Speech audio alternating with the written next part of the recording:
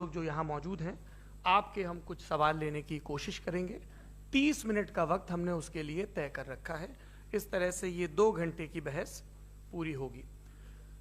2-3 बुनियादी बातें हैं जिनका हमें ध्यान रखना है। किसी भी किस्म की नारेबाजी में हमें शरीक नहीं होना है।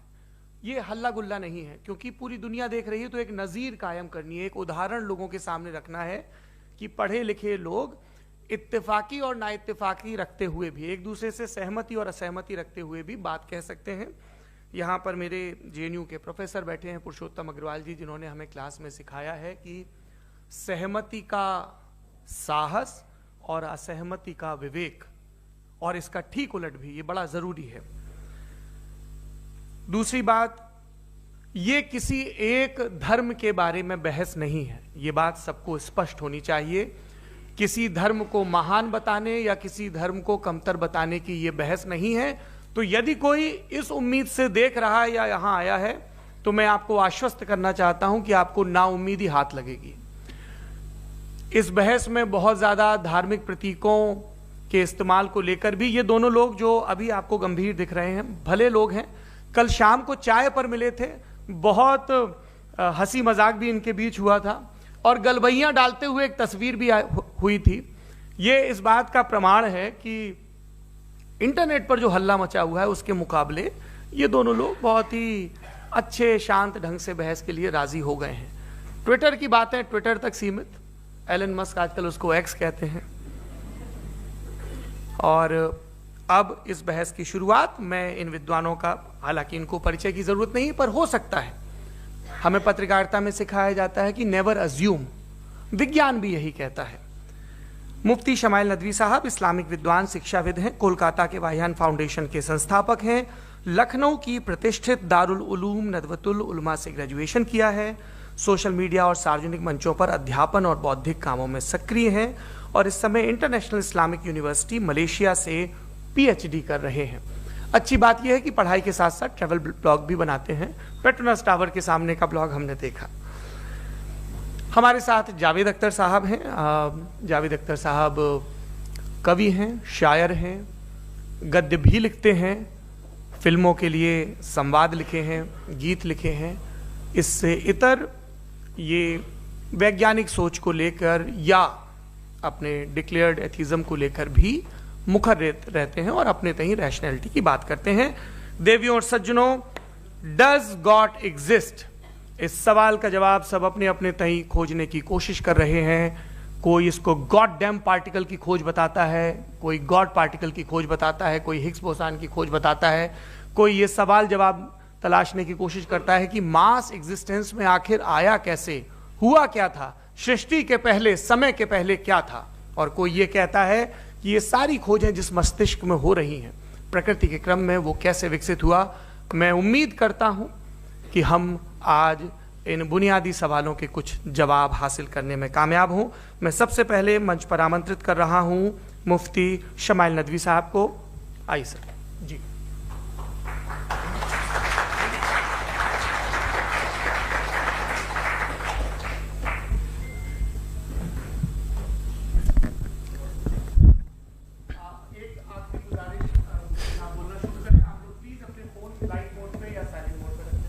एक बार चेक कर ले, कई बार बेध्यानी हो जाती है।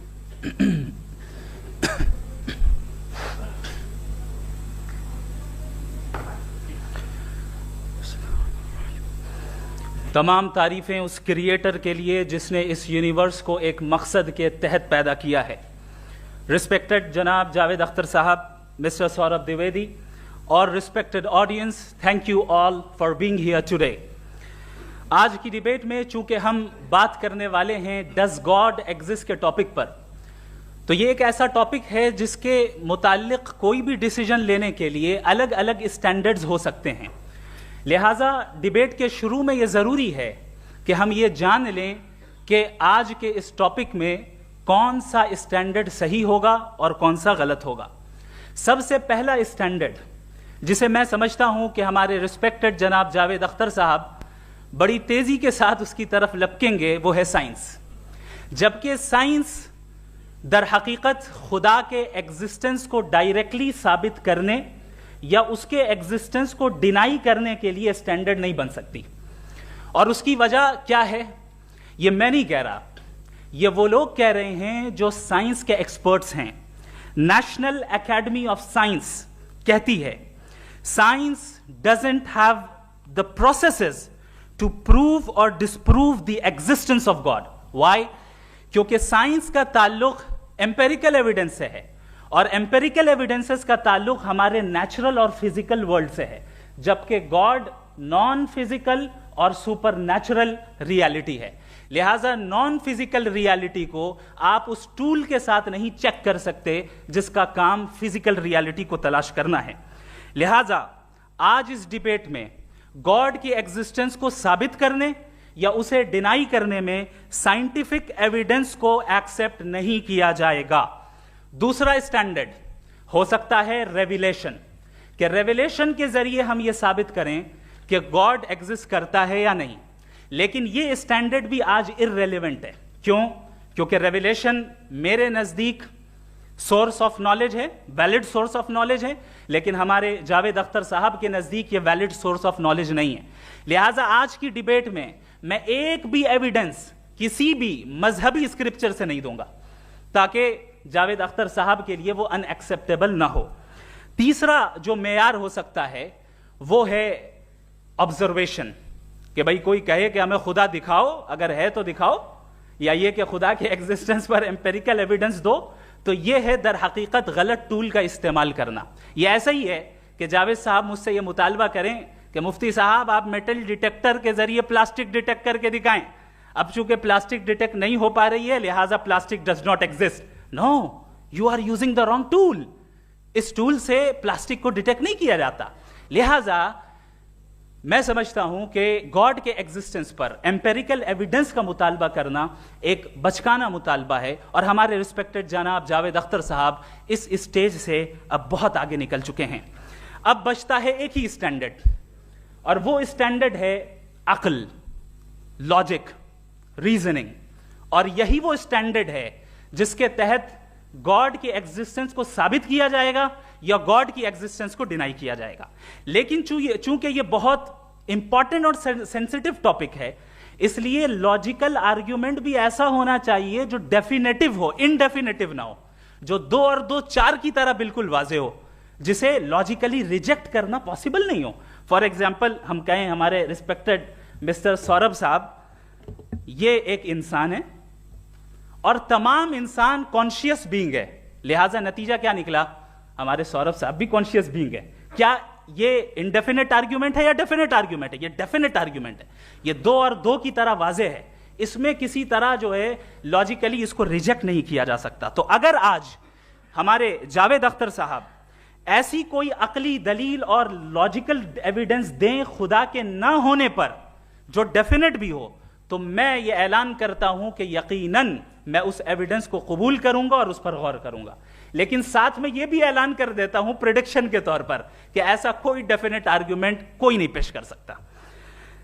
दलील हम देंगे और डेफिनेटिव दलील देंगे, लॉजिकल दलील देंगे, ऐसी दलील देंगे जो एंटायर एथिस्टिक वर्ल्ड उसे रेफ्यूट नहीं कर सकती। चलें अब हम एक एग्जाम्पल सोचते हैं, एक सिनेरियो, सिंपल सिनेरियो, तमाम ऑडियंस से गुजारिश है, हम और आप एक आइसोलेटेड आइलैंड पर हैं, ऐसा आइलैंड जहां पे हमसे पहले कोई कभी नहीं गया। चलते चलते आपके सामने अचानक आपने देखा एक पिंक कलर की बॉल पड़ी हुई है।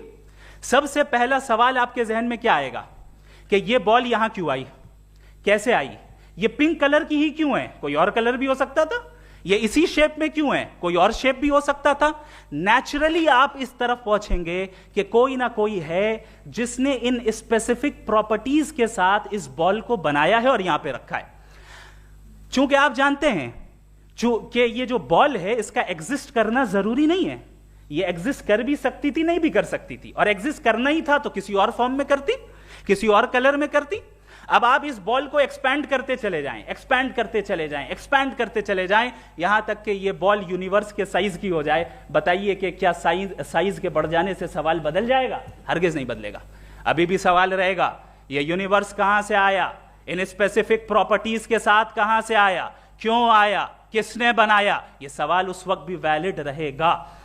लेकिन यह सवाल अगर हम जनाब जावेद अख्तर साहब से करें तो चूंकि इनका वर्ल्ड व्यू एथिस्टिक है, और सिर्फ इनका नहीं, मतलब जितने भी एथिस्ट हैं और एथिस्टिक वर्ल्ड व्यू को रखने वाले से अगर आप ये सवाल करें कि ये यूनिवर्स कहां से आया, तो इनका जवाब या तो आर्ग्यूमेंट फ्रॉम इग्नोरेंस होगा या डॉगमेटिक होगा।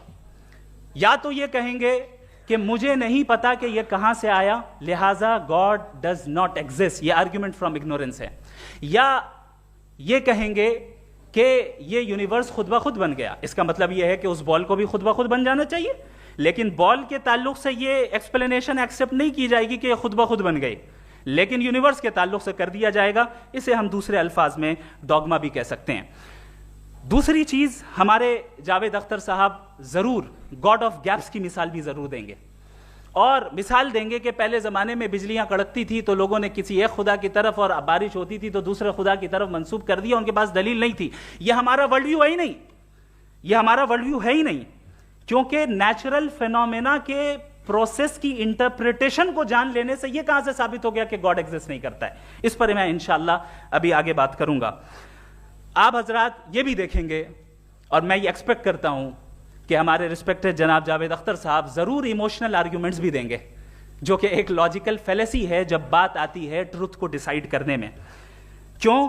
मिसाल के तौर पर वो कहेंगे कि अगर गॉड है तो ईविल क्यों एग्जिस्ट करता है, जबकि मैं कहता हूं ईविल का एग्जिस्ट करना गॉड के एग्जिस्ट करने की दलील है, उसके खिलाफ नहीं है। चूंकि अगर गॉड है तो हम सब उसके सामने अकाउंटेबल हैं, और अगर हम अकाउंटेबल हैं तो अकाउंटेबिलिटी के लिए ईविल का मौजूद होना जरूरी है, उसके बगैर हम अकाउंटेबल नहीं हो सकते। और अगर हम अकाउंटेबल नहीं हैं तो हम जनाब जावेद अख्तर साहब से पूछेंगे कि आप बताएं कि फिर सफरिंग इस दुनिया में क्यों है? अगर खुदा नहीं है तो सफरिंग क्यों है? और उन लोगों के जज्बे का क्या जिनके अंदर सफरिंग के बाद इंतकाम लेने का जज्बा पाया जाता है और वो इस दुनिया से ऐसे ही चले गए, क्या उनकी सारी तकलीफें बेकार चली जाएंगी? अब आ जाएं उसी एग्जाम्पल की तरफ कि बॉल, मुझसे अगर कोई पूछे इस बॉल को किसने बनाया और या इस एक्सपेंडेड बॉल को किसने बनाया, मैं कहूंगा कि चूंकि ये यूनिवर्स और इस यूनिवर्स की तमाम चीजें कॉन्टिंजेंट हैं। कॉन्टिंजेंट होने का मतलब ये होता है कि जो अपने एग्जिस्टेंस पे किसी के ऊपर डिपेंड करती हो, तो जाहिर है ये यूनिवर्स कॉन्टिंजेंट है। और अगर कोई चीज कॉन्टिंजेंट नहीं है तो मैं रिक्वेस्ट करूंगा कि मुझे दिखा दें कि कौन सी चीज यूनिवर्स में कॉन्टिंजेंट नहीं है, हम भी जरा गौर कर लें और हम भी देख लें। और जब कॉन्टिंजेंट चीजें मौजूद हैं तो फिलोसोफर्स की इस्तिलाह के मुताबिक, हम उस टर्मिनोलॉजी के मुताबिक हम उस जगह तक पहुंचते हैं और उस हस्ती तक पहुंचते हैं जिसे नेसेसरी बीइंग कहा जाता है, कि ये वो नेसेसरी बीइंग है जिसका मौजूद ना होना नामुमकिन हो। क्योंकि अगर ये मौजूद ना हो तो सारी चीजें एग्जिस्टेंस में आएंगी ही नहीं, और ये सारी कॉन्टिंजेंट चीजें उसी के ऊपर डिपेंड करती हैं। अब अगर आप ये सवाल करते हैं कि फिर उस हस्ती को किसने बनाया, फिर उसका कॉज क्या है, फिर उसका कॉज क्या है, फिर उसका कॉज क्या है, और एंडलेसली चले जाएं, इसे हम कहते हैं इन्फिनिट रीग्रेस ऑफ कॉजेस, जो कि लॉजिकल फेलेसी है। कॉन्सेप्चुअली इन्फिनिटी पॉसिबल है। मिसाल के तौर पे न्यूमेरिकल्स 1 2 3 गिनते चले जाएं, इन्फिनिट नंबर्स हैं। मैं कॉन्सेप्चुअली बात नहीं कर रहा, प्रैक्टिकली रियलिटी में साबित करके दिखाएं कि infinite regress of causes possible है या नहीं। अगर पॉसिबल है तो हम मान लेंगे, मिसाल दे दें, और पॉसिबल नहीं है तो एक ही ऑप्शन बचता है जिसे हम कहते हैं नेसेसरी बीइंग। ऐसी नेसेसरी बीइंग जो इंडिपेंडेंट है, क्योंकि अगर वो डिपेंडेंट हुई तो वो नेसेसरी नहीं रहेगी। ऐसी इंडिपेंडेंट बीइंग जो इटर्नल है, अगर वो इटर्नल नहीं होगी, उसकी बिगिनिंग होगी तो वो खुद कॉन्टिंजेंट है। ऐसी बीइंग जो पावरफुल है, क्योंकि कॉन्टिंजेंट को एक्चुअलाइज करने के लिए पावर चाहिए। ऐसी बीइंग जो इंटेलिजेंट है और नॉलेजेबल है, क्योंकि ये यूनिवर्स स्पेसिफिक फॉर्म और स्पेसिफिक लॉज ऑफ नेचर के तहत प्रिसाइजली चल रहा है। Thank you. थैंक यू मुफ्ती साहब। मैं इन दलीलों के बाद जावेद अख्तर साहब से गुजारिश करूंगा, आप बैठ के बोलना चाहेंगे या बाहर? जी।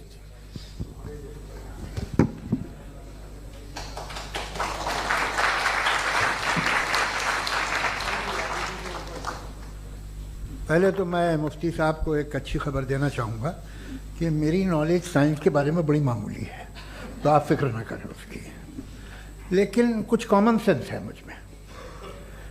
देखिए, ये खुदा का तस्वुर कोई नया तस्वुर नहीं है, ये सदियों से रहा है। ये कुछ रिलीजन 3000 साल पुराने होंगे, 4000 साल पुराने होंगे, लेकिन इंसान कोई 10,000 12,000 साल से एग्जिस्ट करता है होमो सेपियन की शक्ल में, और हमेशा कुछ ना कुछ मज़हब रहे। ये मज़हब जाहिलों के नहीं थे, ये मज़हब एक ऐसी ग्रीक सोसाइटी के थे जहाँ बड़े बड़े फिलोसफर्स पैदा हुए। ये मज़हब इजिप्शियंस के थे जिन्होंने पिरामिड्स बनाए थे। ये रोमन्स के थे कि जिनका आर्किटेक्चर और सेनेट यानी पहली बुनियाद डेमोक्रेसी की लिमिटेड थी मगर डेमोक्रेसी थी, ये उन लोगों ने किए थे। तो इनका जो जुपिटर था, रा था, ज़्यूस था, उन्हें उस पर इतना ही एतमाद था जितना आज किसी मजहबी आदमी को अपने खुदा पे होगा। क्रिश्चियनिटी आने से पहले यूरोप में एक मज़हब था जर्मेनिक रिलीजन।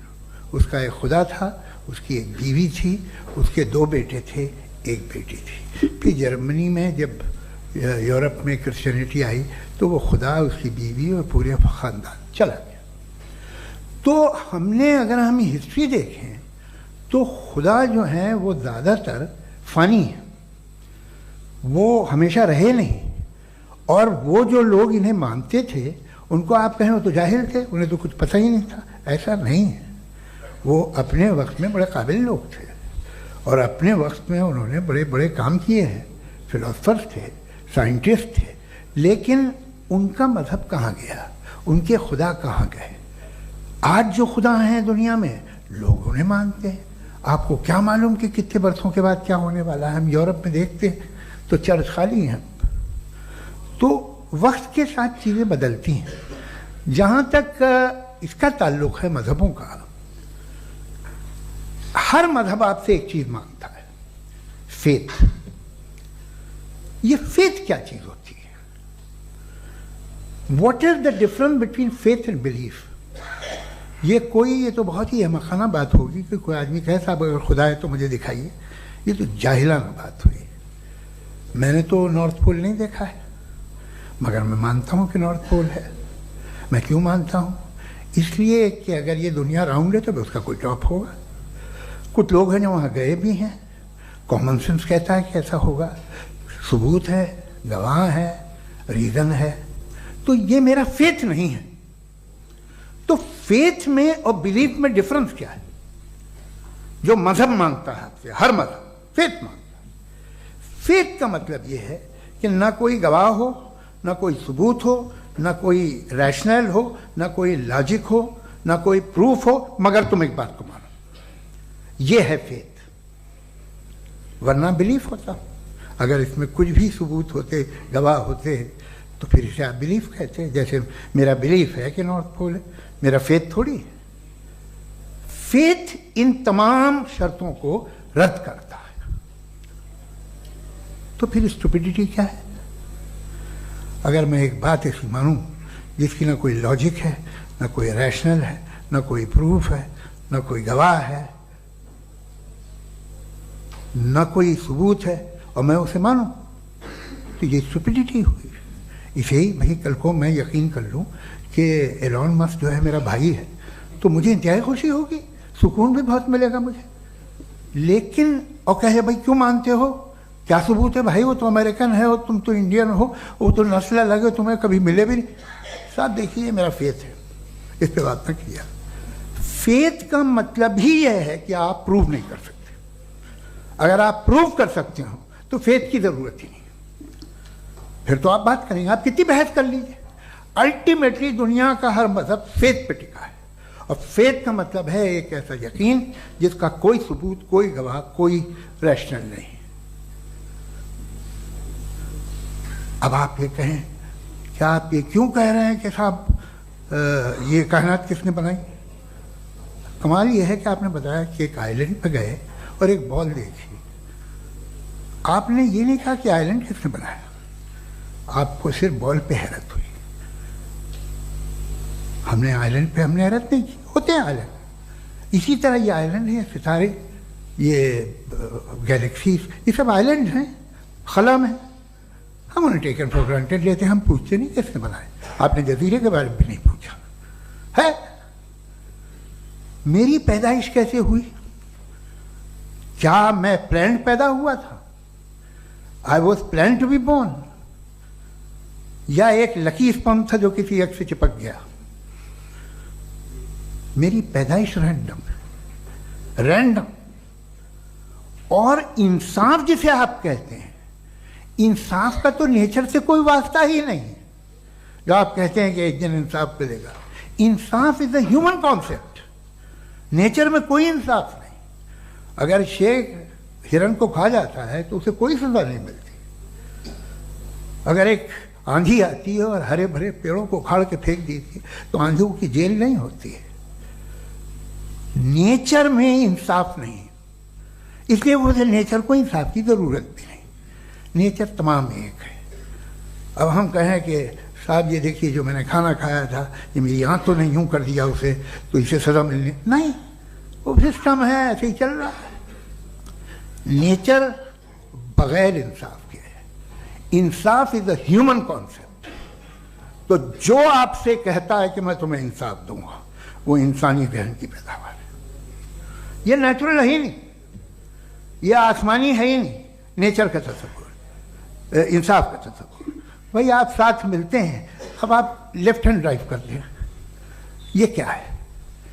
तमाम सच, तमाम नेकी, तमाम शराफत लेफ्ट हैंड ड्राइव है। वरना क्या होगा, या तो आप क्रॉस कर देंगे, आपका एक्सीडेंट हो जाएगा, या आप किसी को मार देंगे, या ट्रैफिक जैम हो जाएगा। झूठ, बेईमानी, रिश्वतखोरी, ये तमाम जो है driving on the wrong side है। इसके ऊपर कुछ नहीं। ये तो हमने बनाया, जैसे हमने लेफ्ट हैंड ड्राइव बनाई है।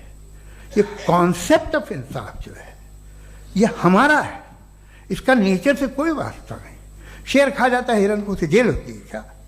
कुछ भी नहीं, है ही नहीं। तो ये जो दुनिया के रिलीजन प्रॉमिस करते हैं आपसे इंसाफ, इसी से मालूम होता है कि ये मैन मेड है। ये तसव्वुर कहीं और का है ही नहीं। जो नेचर है, कुछ लोग कहते हैं नेचर ही खुदा है, तो नेचर में तो इंसाफ नहीं कहीं। और आप वादा कर रहे हैं कि तुम्हें मरने के बाद इंसाफ मिलेगा।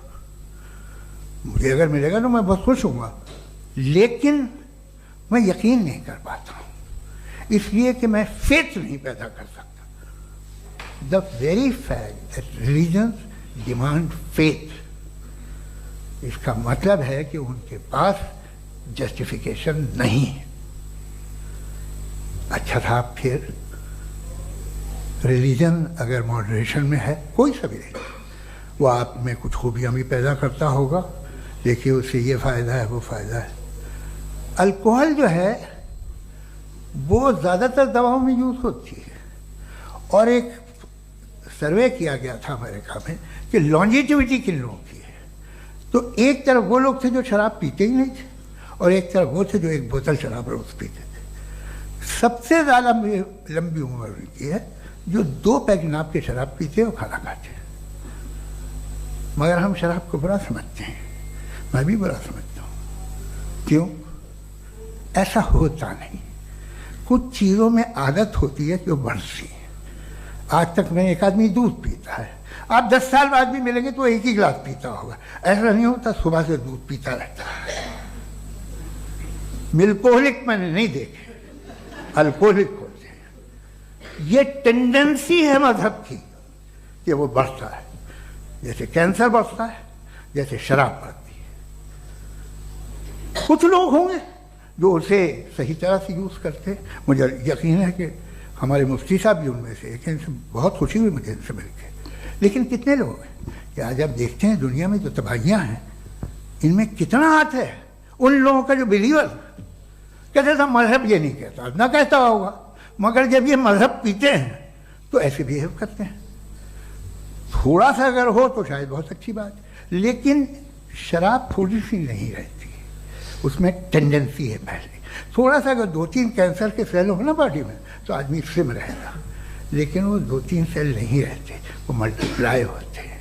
जावेद साहब टाइम पूरा हो गया। टाइम हो गया, तो बस बात खत्म हो गई। अच्छा, मुझे कुछ और कहने को था भी नहीं। जी, मैं पहले जवाबी दौर के लिए इनवाइट कर रहा हूं मुफ्ती साहब को। Your rebuttal round 1, you have 7 minutes.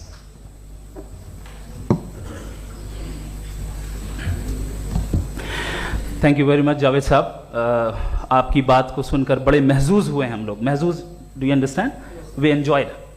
Okay, अब थोड़ा सा लॉजिकली उसको हम लोग देखते हैं। दरअसल हम लोगों ने कल गुजारिश की थी मुफ्ती साहब से भी, जावेद साहब से भी, कि हिंदुस्तानी ज़बान आम फहम सबको समझ में आ जाए और जहां कहीं आप मुश्किल शब्द इस्तेमाल करें वहां बताते भी चलें।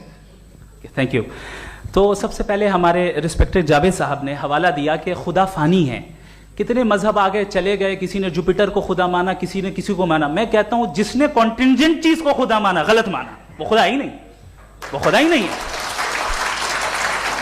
हम तो नेसेसरी बीइंग को साबित करने बैठे हैं, वो नेसेसरी कॉज जो इटरनल है, जो अबदी भी है और अजली भी है, हम किसी और को साबित करने नहीं बैठे। दूसरी चीज उन्होंने कहा कि फेथ एंड बिलीफ, ये एक ऐसी डेफिनेशन है फेथ की जो इन्होंने पहली मर्तबा पेश की है, या माफ कीजिएगा इन्होंने पहली मर्तबा पेश नहीं की है, रिचर्ड डॉकिंस ने पहली मर्तबा पेश की है। मुझे मालूम है ये सोर्स कहां से है। एपिस्टेमोलॉजिकली फेथ और बिलीफ का फर्क आप इस तरह नहीं कर सकते सर। फेथ सही भी होता है, गलत भी होता है, बिलीफ सही भी होता है, गलत भी होता है। जो लॉजिक, रीजन और एविडेंस से बैक्ड होगा वो फेथ सही होगा। और आप जिस फेथ की बात कर रहे हैं कि इलॉजिकल है और उसके पीछे नहीं है, तो we are on the same page. हम नहीं मानते उस फेथ को, जो फेथ ऐसा हो जिसके पीछे कोई लॉजिक ना हो, एविडेंस ना हो, हम नहीं मानते। हम तो उस फेथ के कायल हैं जिसके पीछे लॉजिक हो और एविडेंस हो। तो बिलीफ सही भी होता है, गलत भी होता है, फेथ भी सही होता है और गलत भी होता है। तो आज फेथ और बिलीफ के डिफरेंस पे बात नहीं हो रही। आज आप चाहे फेथ एक्सेप्ट कर लें या बिलीफ एक्सेप्ट कर लें, आज ये बात होगी कि ट्रूथ क्या है, चाहे ट्रू बिलीफ सही है या ट्रू फेथ सही है, और फॉल्स फेथ क्या है और फॉल्स बिलीफ क्या है, बात इस पे हो रही। दूसरी चीज इन्होंने पूछा स्टुपिडिटी फिर क्या है। अगर फेथ रिलीजन स्टुपिडिटी नहीं है तो और क्या है? चूंकि फेथ का मुतालबा करते हैं तो स्टुपिडिटी क्या है? मैं कहता हूं स्टुपिडिटी एथिज्म है। उसकी वजह यह है कि आप एक सड़क पे जा रहे हो और आप किसी गार्डन में जाएं और देखें वहां लिखा है फूलों के साथ I love Javed Akhtar, and I really do, I love you sir. So जब आप वहां पर पहुंचे तो वहां पहुंचकर अब ये बताएं, क्या आप ये कहेंगे wow what a natural selection? ये क्या नेचुरल सिलेक्शन है? नहीं, ये प्रिसाइजली डिजाइंड है, इसके पीछे डिजाइनर है। लिहाजा अगर कोई एक ऐसी कॉमन सेंस की बात को कबूल नहीं कर रहा है कि यूनिवर्स जो इतने प्रिसाइजली काम कर रहा है, हम कह दें कि खुद ब खुद बन गई, मैं समझता हूं इससे बड़ी स्टुपिडिटी और कुछ नहीं है। ये इर्रेशनल चीज है।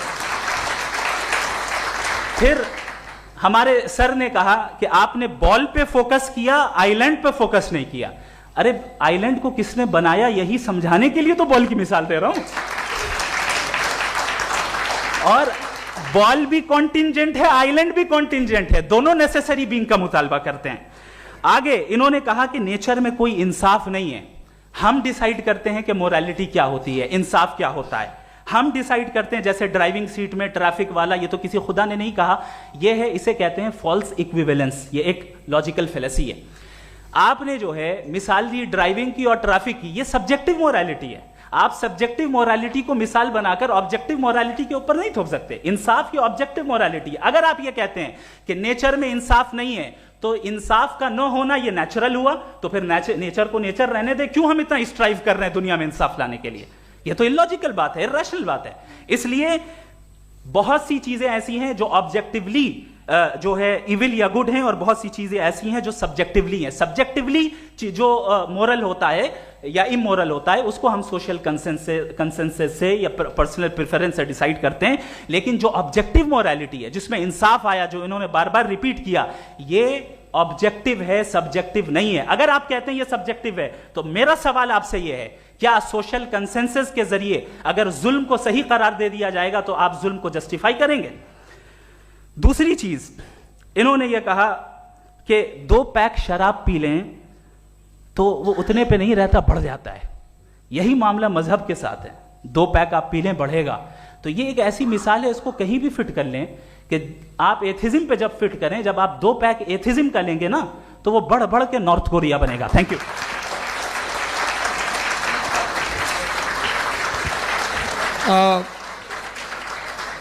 फर्स्ट राउंड की रिबटल के लिए मैं जावेद साहब को इनवाइट कर रहा हूं। आपके पास 7 मिनट का वक्त है, रीसेट कर दीजिएगा प्लीज।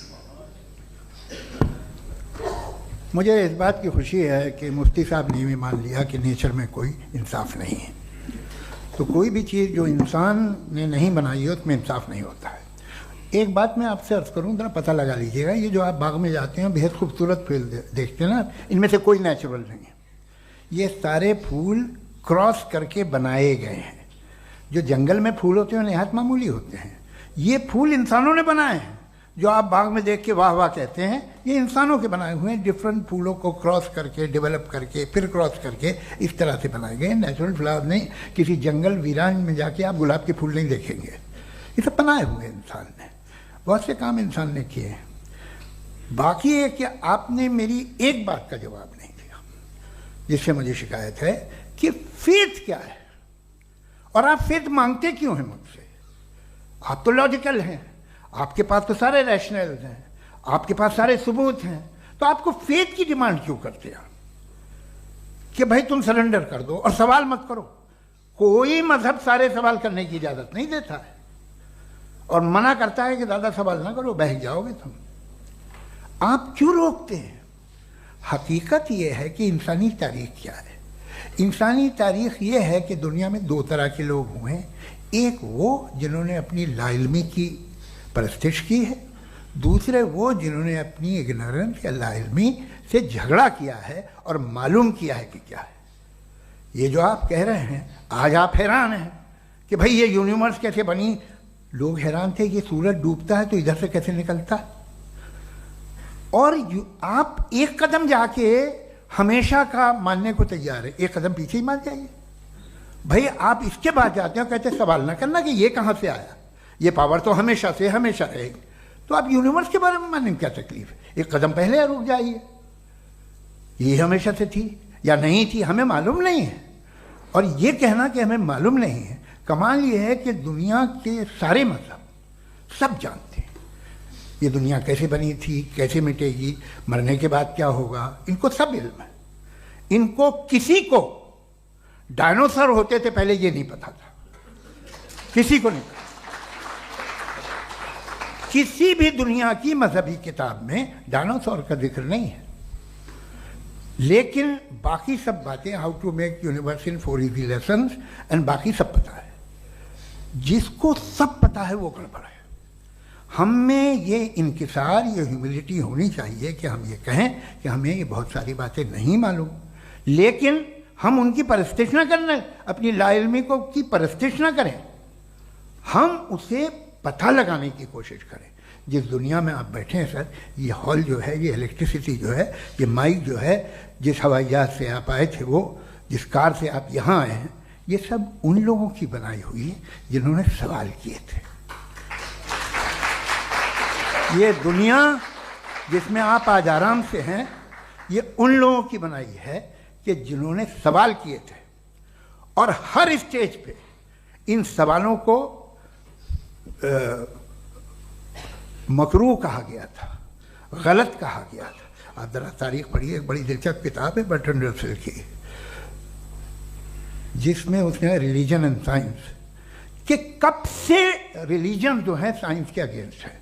और हद तो यह है कि भाप के इंजन के खिलाफ थे, स्टीम इंजन के भी खिलाफ थे, और फतवे हुए उन पे, वेटिकन ने दिए। तो ये हमेशा, अभी जैसे ही ये राइट विंगर आते हैं अमेरिका में पावर में, तो वो जो अपना ये क्या बोलते हैं उसे, सीड क्या बोल रहे, सीड क्या जो, हाँ नहीं सीड जो होते हैं जिन पे जी नहीं भाई, वो जो ह्यूमन बॉडी के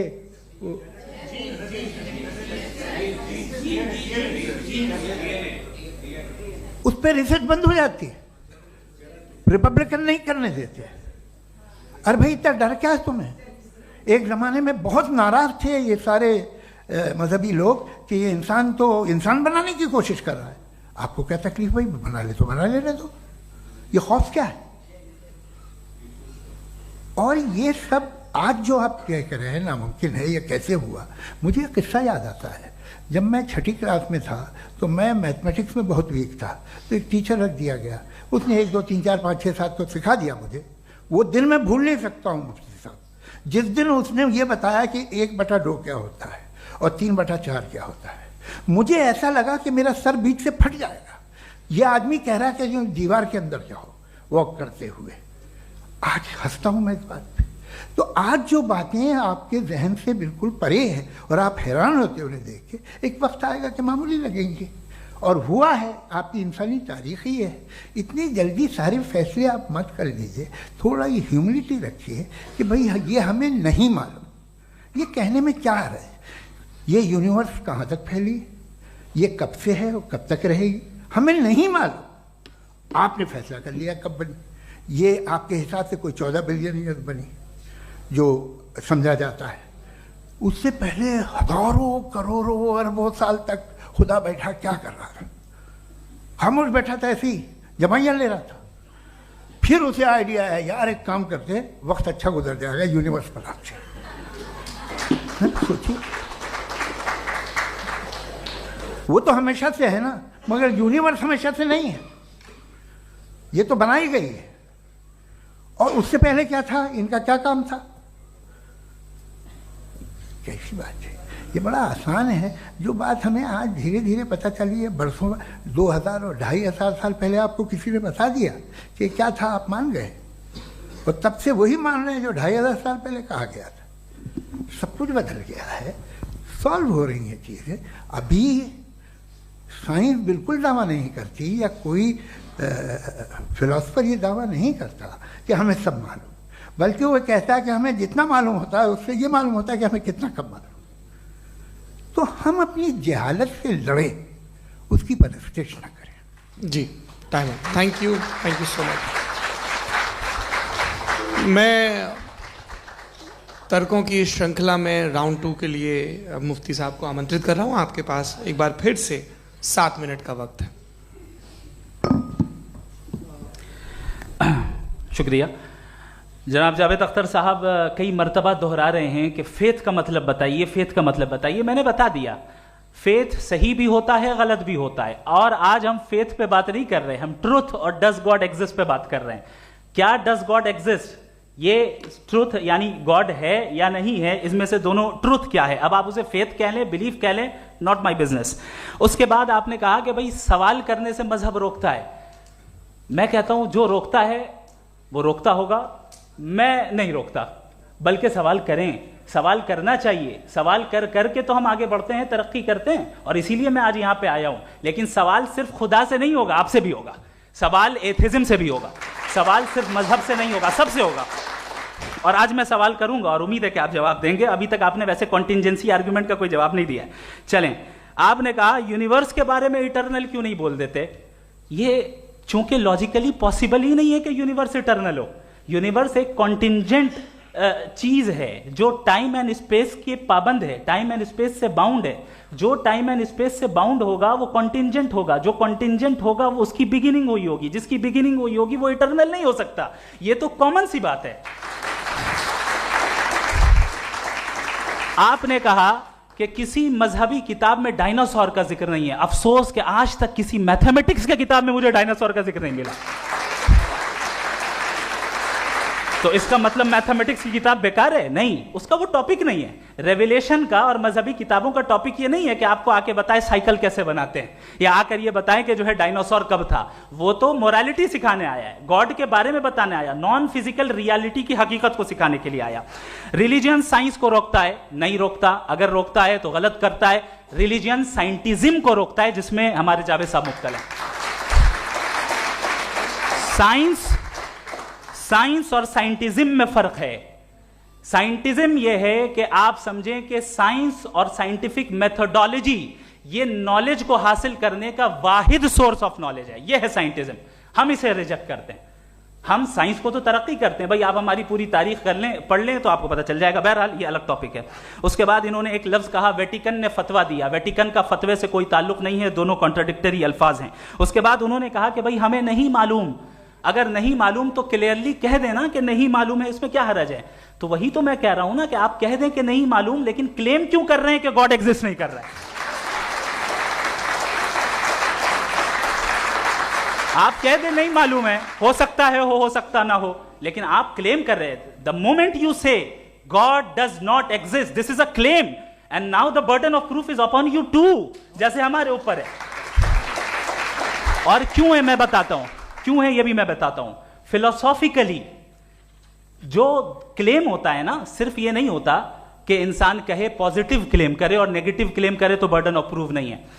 आप मिसाल के तौर पे मैं कहूं कि फुला उस कमरे में कोई नहीं है, मैंने एक नॉलेज का क्लेम किया है, उस कमरे में कोई नहीं है, मैंने एक नॉलेज का क्लेम किया। या तो मैं कहूं मुझे नहीं पता, हो भी सकता है नहीं भी हो सकता है, this is not a claim. लेकिन जब मैं कह रहा हूं कि वहां कोई नहीं है या मैं कह रहा हूं वहां कोई है, दोनों क्लेम है और दोनों के ऊपर बर्डन ऑफ प्रूफ है। हमारे ऊपर भी बर्डन ऑफ प्रूफ है, मैंने कंटिजेंसी आर्ग्यूमेंट दिया, इसे तोड़कर दिखाइए। आखिरी चीज, इन्होंने कहा कि खुदा दुनिया बनाने से पहले 150 साल पहले या करोड़ों साल पहले क्या कर रहा था। अरे हजरत, चलें बहरहाल मैं जवाब दे देता हूं, आप हमारे रिस्पेक्टेड पर्सनालिटी हैं, अगर आप नहीं होते तो मैं इसे एंटरटेन ही नहीं करता।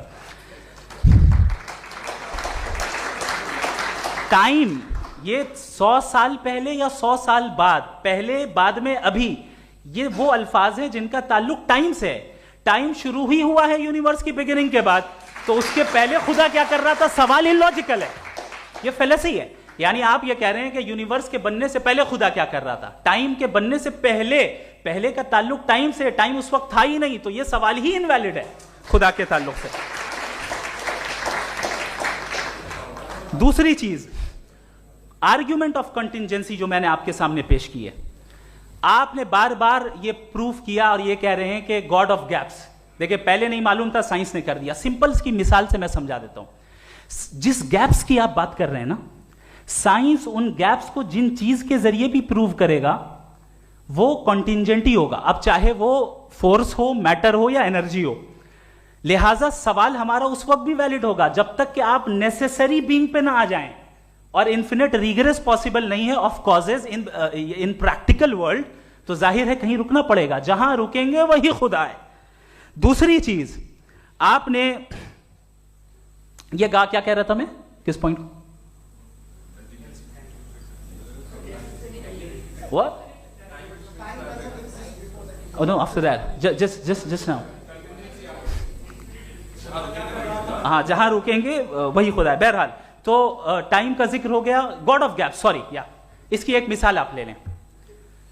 एक कार है, एक साहब ने देखा कि भाई कार जो है उसके व्हील्स कितने अच्छे लगे हुए हैं सही जगह पे, स्टीयरिंग जो है कितने अच्छे जगह पे लगी हुई है, और सीट्स कितने वेल डिजाइंड है, कितनी प्रिसाइजली ये कार काम कर रही है, तो जरूर कोई ना कोई इसे क्रिएट किया है, किसी ने क्रिएट किया है। अब जावेद साहब आए और कहे, अरे जनाब बोनेट खोलिए, इसमें इंजन है, इंजन इस कार को चला रहा है, hence prove no one has created the car. This is illogical, this is irrational.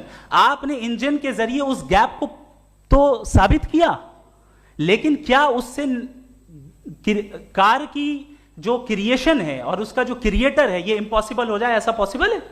उसका सवाल खत्म हो जाए, ऐसा पॉसिबल है? नहीं। आपने गैप्स को फिल करके, कॉन्टिंजेंट चीजों से गैप्स को फिल करके हमारे ऑब्जर्वेशन को और ब्रॉड कर दिया। अब हमें और पता चल गया कि ये जो कार है इसका सिस्टम कितना ज्यादा कॉम्प्लेक्स है। पहले कम समझते थे, अब कॉम्प्लेक्सिटी और ज्यादा वाजे हो गई। अब हमें समझ में आ रहा है कि हमारी सर्टेनिटी और बढ़ गई कि जरूर इस कार को किसी ना किसी ने बनाया। यही मामला यूनिवर्स का है। साइंस हमेशा फिजिकल वर्ल्ड की चीजों को ही फिल करती जाएगी और फिजिकल चीजों से ही करती जाएगी, चूंकि एम्पेरिकल एविडेंस का ताल्लुक फिजिकल वर्ल्ड से है। आप साइंस के जरिए मेटाफिजिकल रियलिटी को कभी साबित नहीं कर सकते। ये रॉन्ग टूल का इस्तेमाल करना है। ये वही काम है कि आप मेटल डिटेक्टर से प्लास्टिक डिटेक्टर करने चलें, जो कि जाहिर है सही नहीं है। Thank you.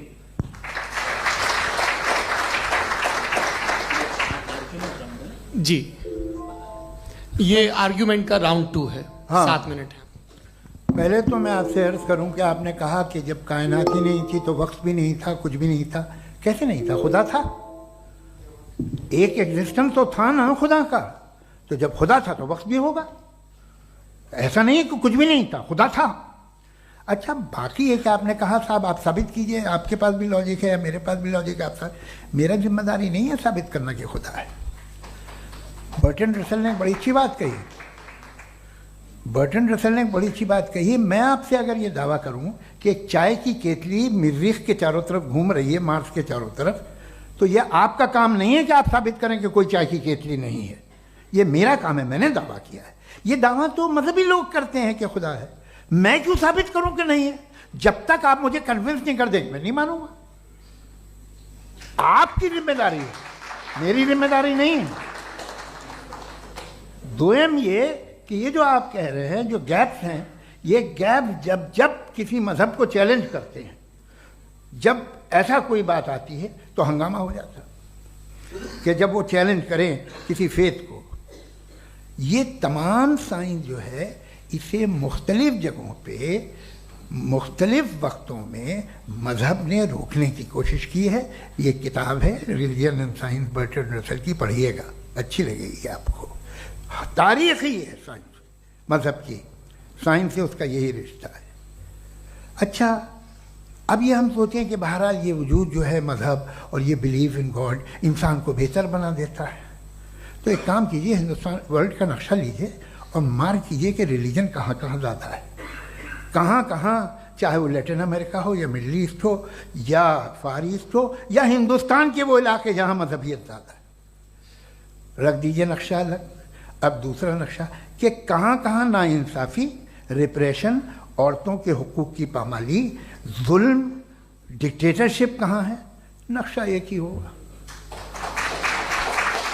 तो आप मुझे बताएं कि जो इसका तरकीब इस्तेमाल क्या है, खुदा का तरकीब इस्तेमाल तो बताइए। आप छोटी सी दवा सड़क पे बेचते हैं, उसकी भी तरकीब इस्तेमाल बताते हैं।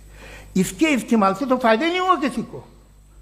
जो सारे के सारे खराब मुल्क हैं, खराब समाज है, वो सारे जुल्म खुदा के नाम पे करते हैं। वो गलत करते हैं, सही करते हैं, मुझे क्या लेना देना उससे। इस्तेमाल से मालूम होता ना। एक विस्की की बोतल कभी शायद देखी हो आपने, लाल रंग की होती है, उस पर रोशनी और छपड़ा इंतहाई खूबसूरत लगती है, क्या बिगाड़ रही है किसी का? उसका इस्तेमाल गलत है, इसलिए आप उसे नापसंद करते हैं। इसका इस्तेमाल गलत है, इस तसव्वुर का इस्तेमाल ही गलत है और हमेशा से गलत हुआ है। आप देख लीजिए, इंसानी तारीख देख लीजिए, आज देख लीजिए, हिंदुस्तान देखिए, दुनिया देख लीजिए क्या हो रहा है। इसे कैसे इस्तेमाल कर रहे हैं फेथ वाले लोग? क्या फेयर हैं, जस्ट हैं, जो अपने खुदाओं पे यकीन रखते हैं? वो किस तरह के लोग हैं? वो लोगों को इंसाफ देते हैं, वो बेहतर इंसान बने। तो इस दवा का फ़ायदा क्या है? चलो बहुत फ़ायदा हो रहा तो मैं इस्तेमाल कर लूँगा, मुझे तो इस दवा का कोई फ़ायदा दिखता ही नहीं। मुझे तो ऐसा लगता, मैं एक और बात बताऊं, अगर कोई आदमी मजहबी है और अच्छा आदमी है तो मैं उसकी बहुत इज्जत करता हूँ, इसलिए कि मेरा ख्याल है मजहबी आदमी का अच्छा होना मुझसे अच्छा होने से ज़्यादा मुश्किल है। भाई हर चीज़ की एक लिमिट है। आप इतना भाग सकते हैं, इतना नहीं भाग सकते, इतना वजन उठा सकते, इतना नहीं उठा सकते, इतना दूर देख सकते हैं, इतना दूर नहीं देख सकते। उसी तरह कॉमन सेंस कहता है कि आप में नेकी का भी एक कोटा होगा। अब आप अगर सुबह जाते हैं अपनी इबादत गाह और इबादत करते हैं तो बाहर निकलते हैं तो आप तो यही महसूस करते हैं कि आपने एक बहुत अच्छा काम किया, आपकी नेकी का एक बहुत बड़ा कोटा खर्च हो गया जिससे किसी का कोई फ़ायदा नहीं हो। मैं तो नहीं जाता हूँ तो मुझे तो किसी को खाना खिलाना पड़ेगा, किसी बेवा की मदद करनी पड़ेगी। मैं अपना कोटा कैसे कंज्यूम करूं? आप अपना कोटा, सारे मजहबी लोग इंतहाई यूजलेस कामों में यूज करते हैं। उसके बाद भी अगर आप में बच्ची है थोड़ी सी शराफत तो भाई वाह क्या बात है।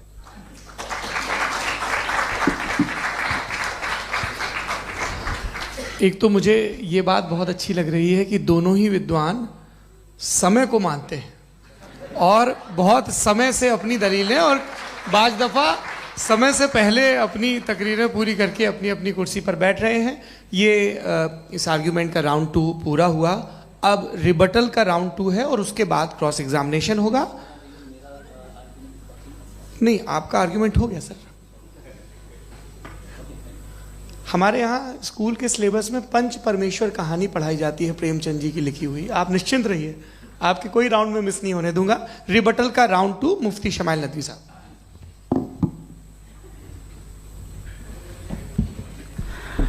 असल में जो हकीकी प्रॉब्लम है, असल प्रॉब्लम है वो ये है कि जावेद साहब के पास कॉन्सेप्ट ऑफ गॉड क्लियर नहीं है।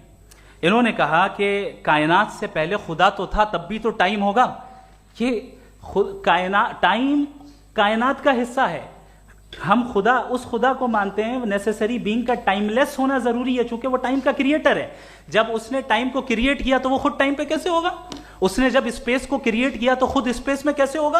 अगर वो टाइम एंड स्पेस को पहले से ही उसका पाबंद है तो फिर किस चीज को उसने क्रिएट किया? लिहाजा ये सवाल गलत है कि खुदा था तो टाइम होगा। बिल्कुल नहीं, टाइम के पाबंद हम है, खुदा नहीं है। हम फिजिकल वर्ल्ड से ताल्लुक रखते हैं, वो मेटाफिजिकल रियलिटी है।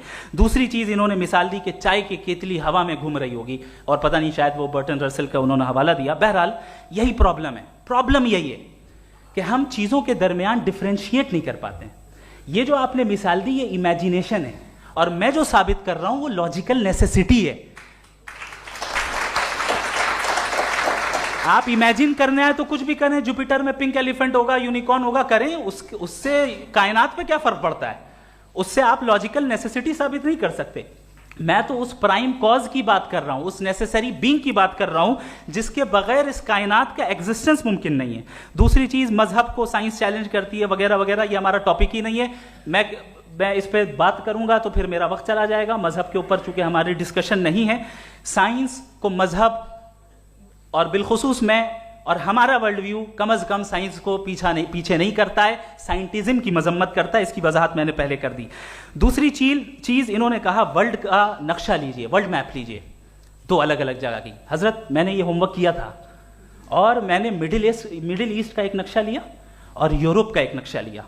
ये मजहबी इलाका और ये लिबरल और एथीस्ट इलाका। मुझे पता चला कि सबसे ज्यादा रेप केसेस जो हैं वहां पर है।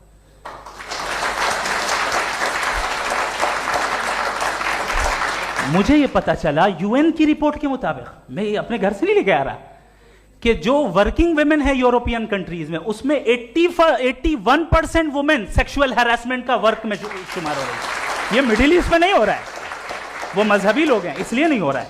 दूसरी चीज आपने ये कहा कि मजहबी आदमी का अच्छा होना हमारे अच्छे होने से बहुत मुश्किल है, बहुत मुश्किल है। तो इसका मतलब यह है कि गॉड के अलावा आपके पास अच्छे और बुरे का कोई स्टैंडर्ड है। मैं चाहूंगा कि कन्वर्सेशनल स्टाइल वाली डिस्कशन और सेगमेंट पे इसी पे बात कर लेते हैं। Thank you very much.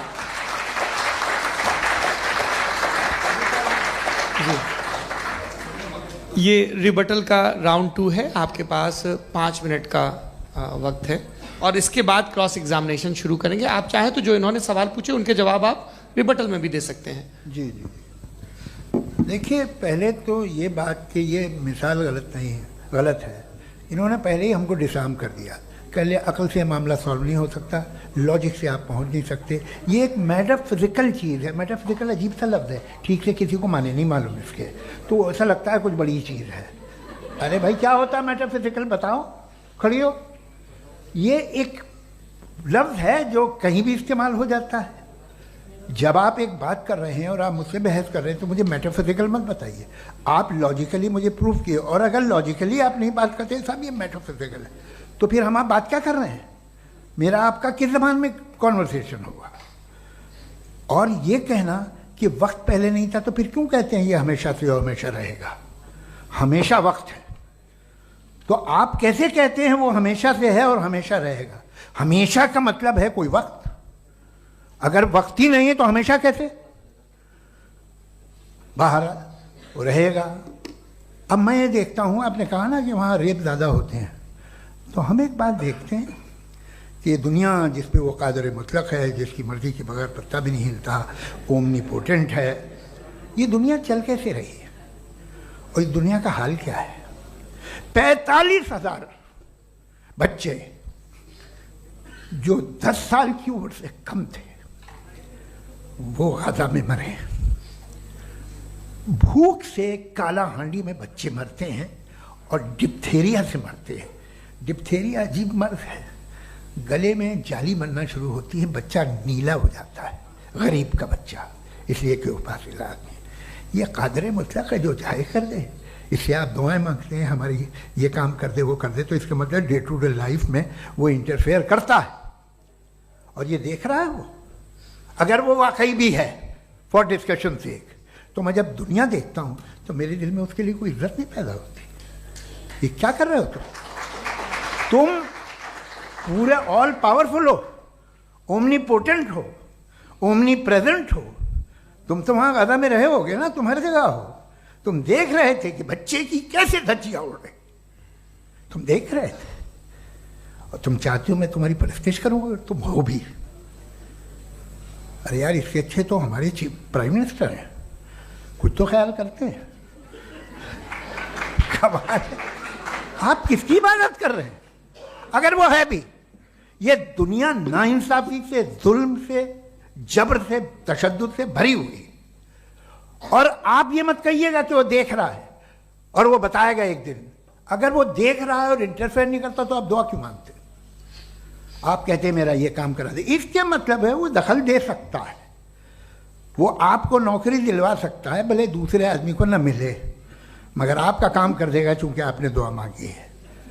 तो जब वो आपको नौकरी दिला सकता है, लड़की की शादी कर सकता है, बेटे को ग्रीन कार्ड दिलवा सकता है, तो कम से कम ये जो मर रहे हैं बच्चे, इनको रोक दे, कुछ तो कर। मुझे तो दुनिया में, इस दुनिया का कोई मालिक है, इसका ओमनीपोटेंट कोई रूलर है, और ये दुनिया ऐसी चल रही है। मैं तो चाहूंगा कि भाई ना हो, अगर हो तो बड़ी शर्मिंदगी की बात है। शुक्रिया।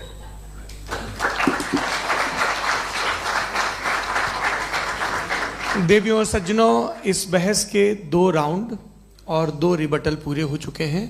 अब सबसे ज़रूरी और सबसे मुश्किल राउंड शुरू हो रहा है, क्रॉस एग्जामिनेशन का। अब इन विद्वानों की सज्जनता की एक परख भी होगी और वक्त हमने 16 मिनट का तय किया है। पहला सवाल आप पूछना चाहेंगे? जी बिल्कुल। पहले बोले भी आपके आप माइक ले लीजिएगा हाथ में, ये नीचे से ऑन जी। मैं बोलता हूँ, ये डायस हटा सकते हैं क्या हम थोड़ा क्विकली? डायस पीछे कर दीजिए बस थोड़ा सा, है, ताकि ये जो दाएं बाएं लोग बैठे हैं, इसे हटा ही दीजिए। अब हम वहाँ तो जाने वाले नहीं, आराम से आराम से दोनों तरफ से हटा दीजिए।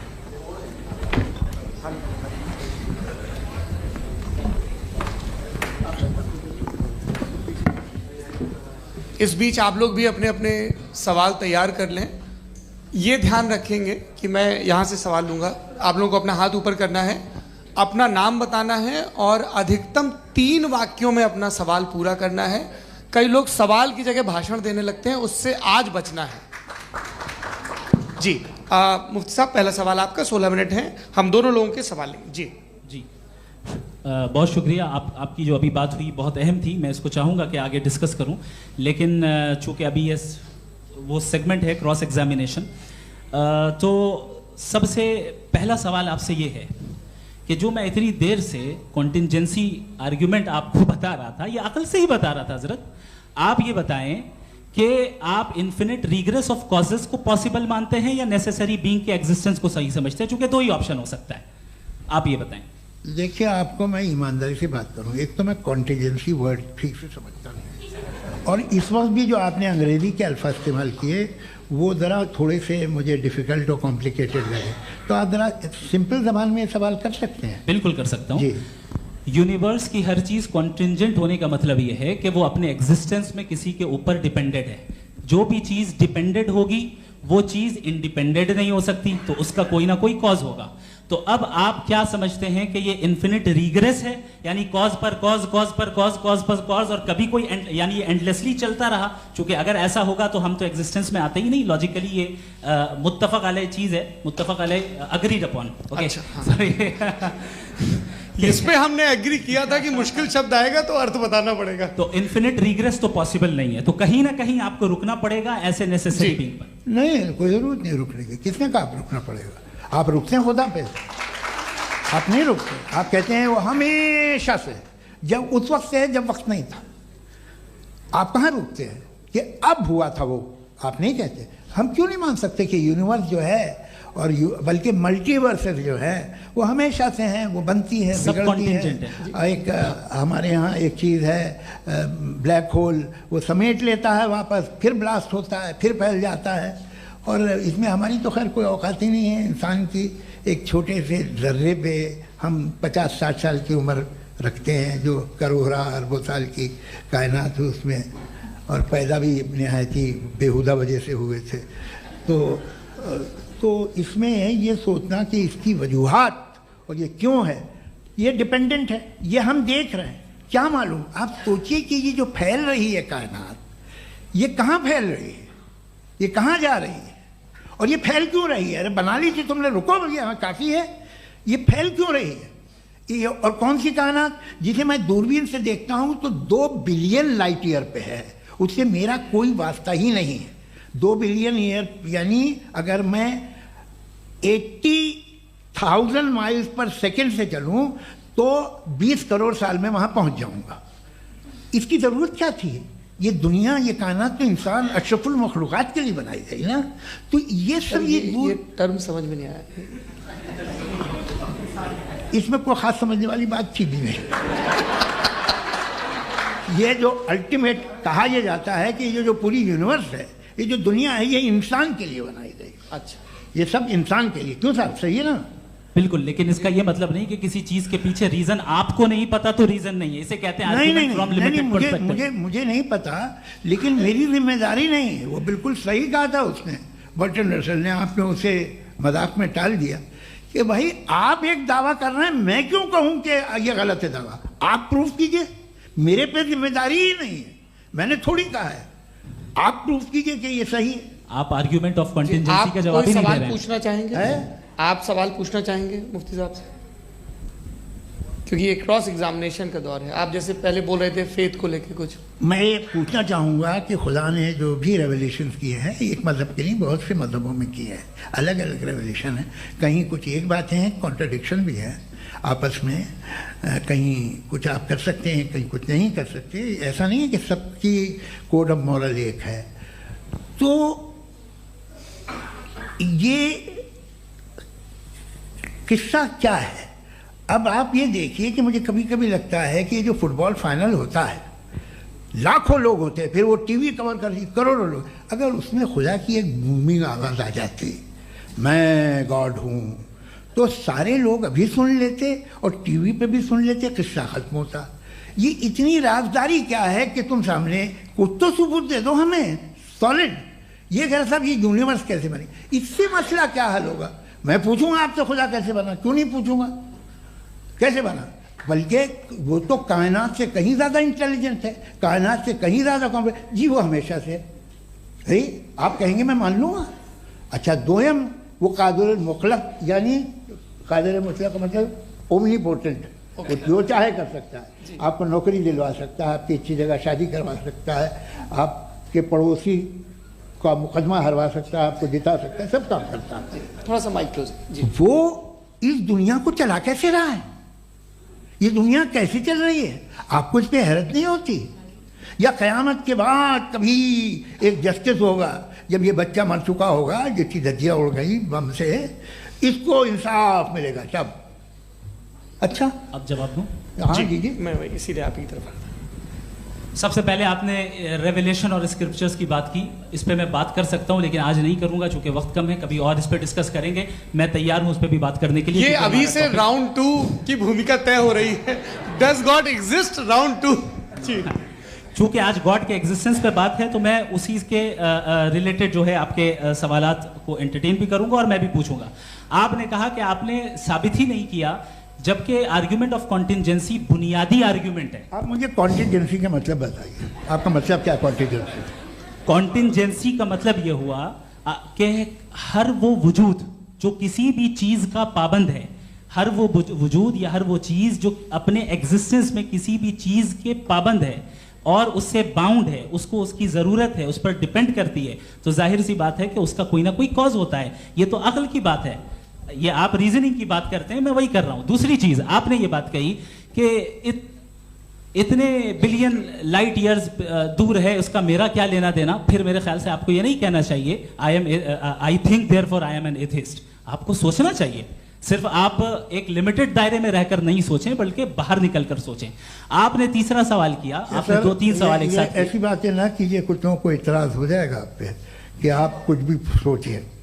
ये इजाजत आपको है नहीं, मुझे है।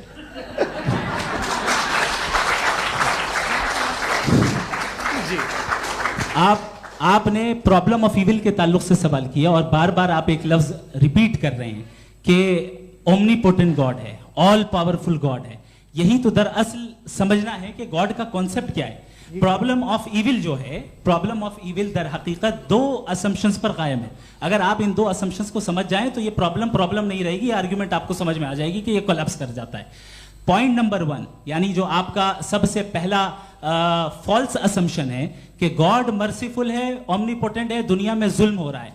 लेकिन आपको यह समझना चाहिए कि हमारे वर्ल्ड व्यू के मुताबिक गॉड सिर्फ ओमनीपोटेंट और सिर्फ मर्सीफुल नहीं है, बल्कि वो ऑल वाइज भी है और वो ऑल नोइंग भी है। उसके हर काम के पीछे हिकमत और विजडम है। ये कोई जरूरी नहीं है कि वो हिकमत और विजडम आपको समझ में आए या मुझे समझ में आए। अगर आप जो समझ रहे हैं उसके मुताबिक आप फैसला कर रहे हैं, ये लिमिटेड पर्सपेक्टिव से आर्ग्यूमेंट है। और इस चीज को हम अपनी दुनिया में, अपने लाइफ में, डेली लाइफ में इस प्रिंसिपल को एक्सेप्ट करते हैं। हम जब किसी डॉक्टर के पास जाते हैं, डॉक्टर के पास जाकर वो अगर उसने हमें कोई दवाई दी है तो हम ये तो नहीं कहते कि जब तक आपके पास जितना नॉलेज और जितना विजडम नहीं है, आपने क्यों ये दवाई दी है, तब तक हम इस चीज को एक्सेप्ट नहीं करेंगे।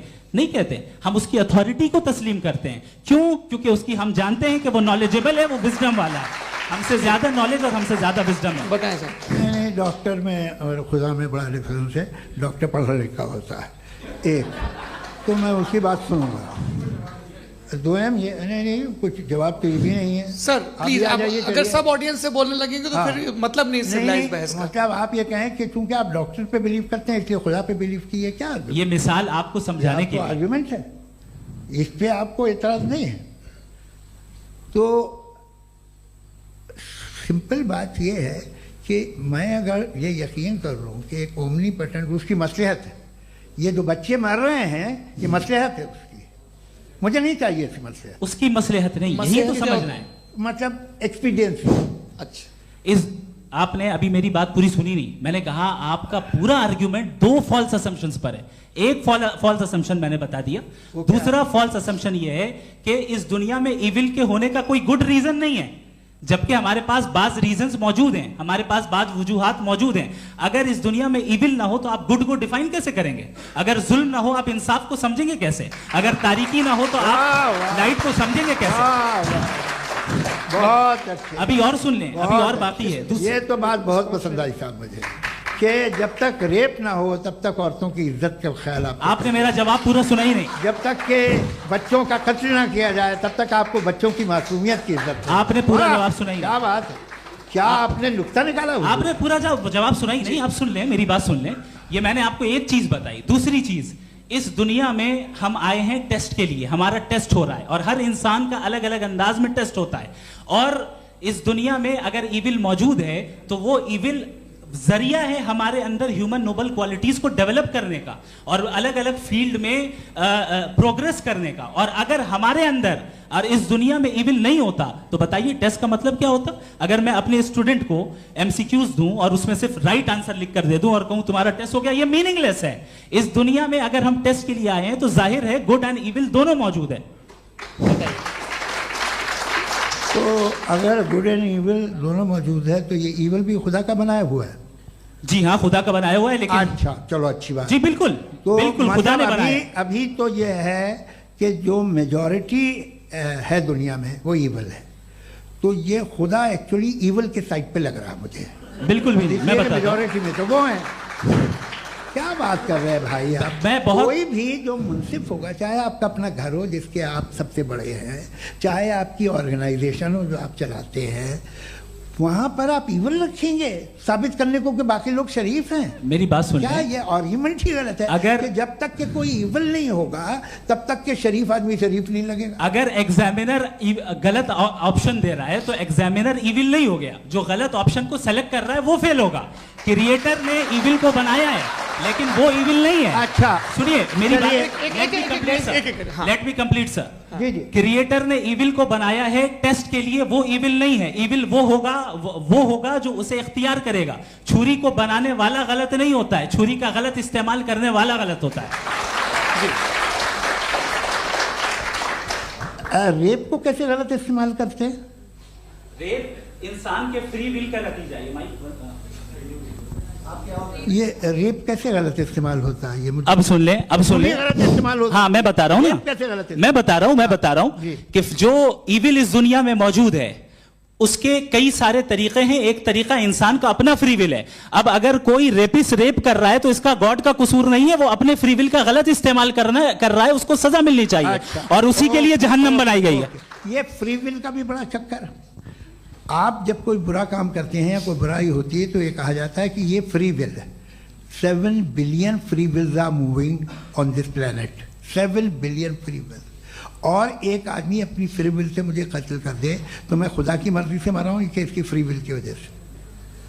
मेरी मौत खुदा के हाथ है या ये फ्री विल वाले के हाथ है?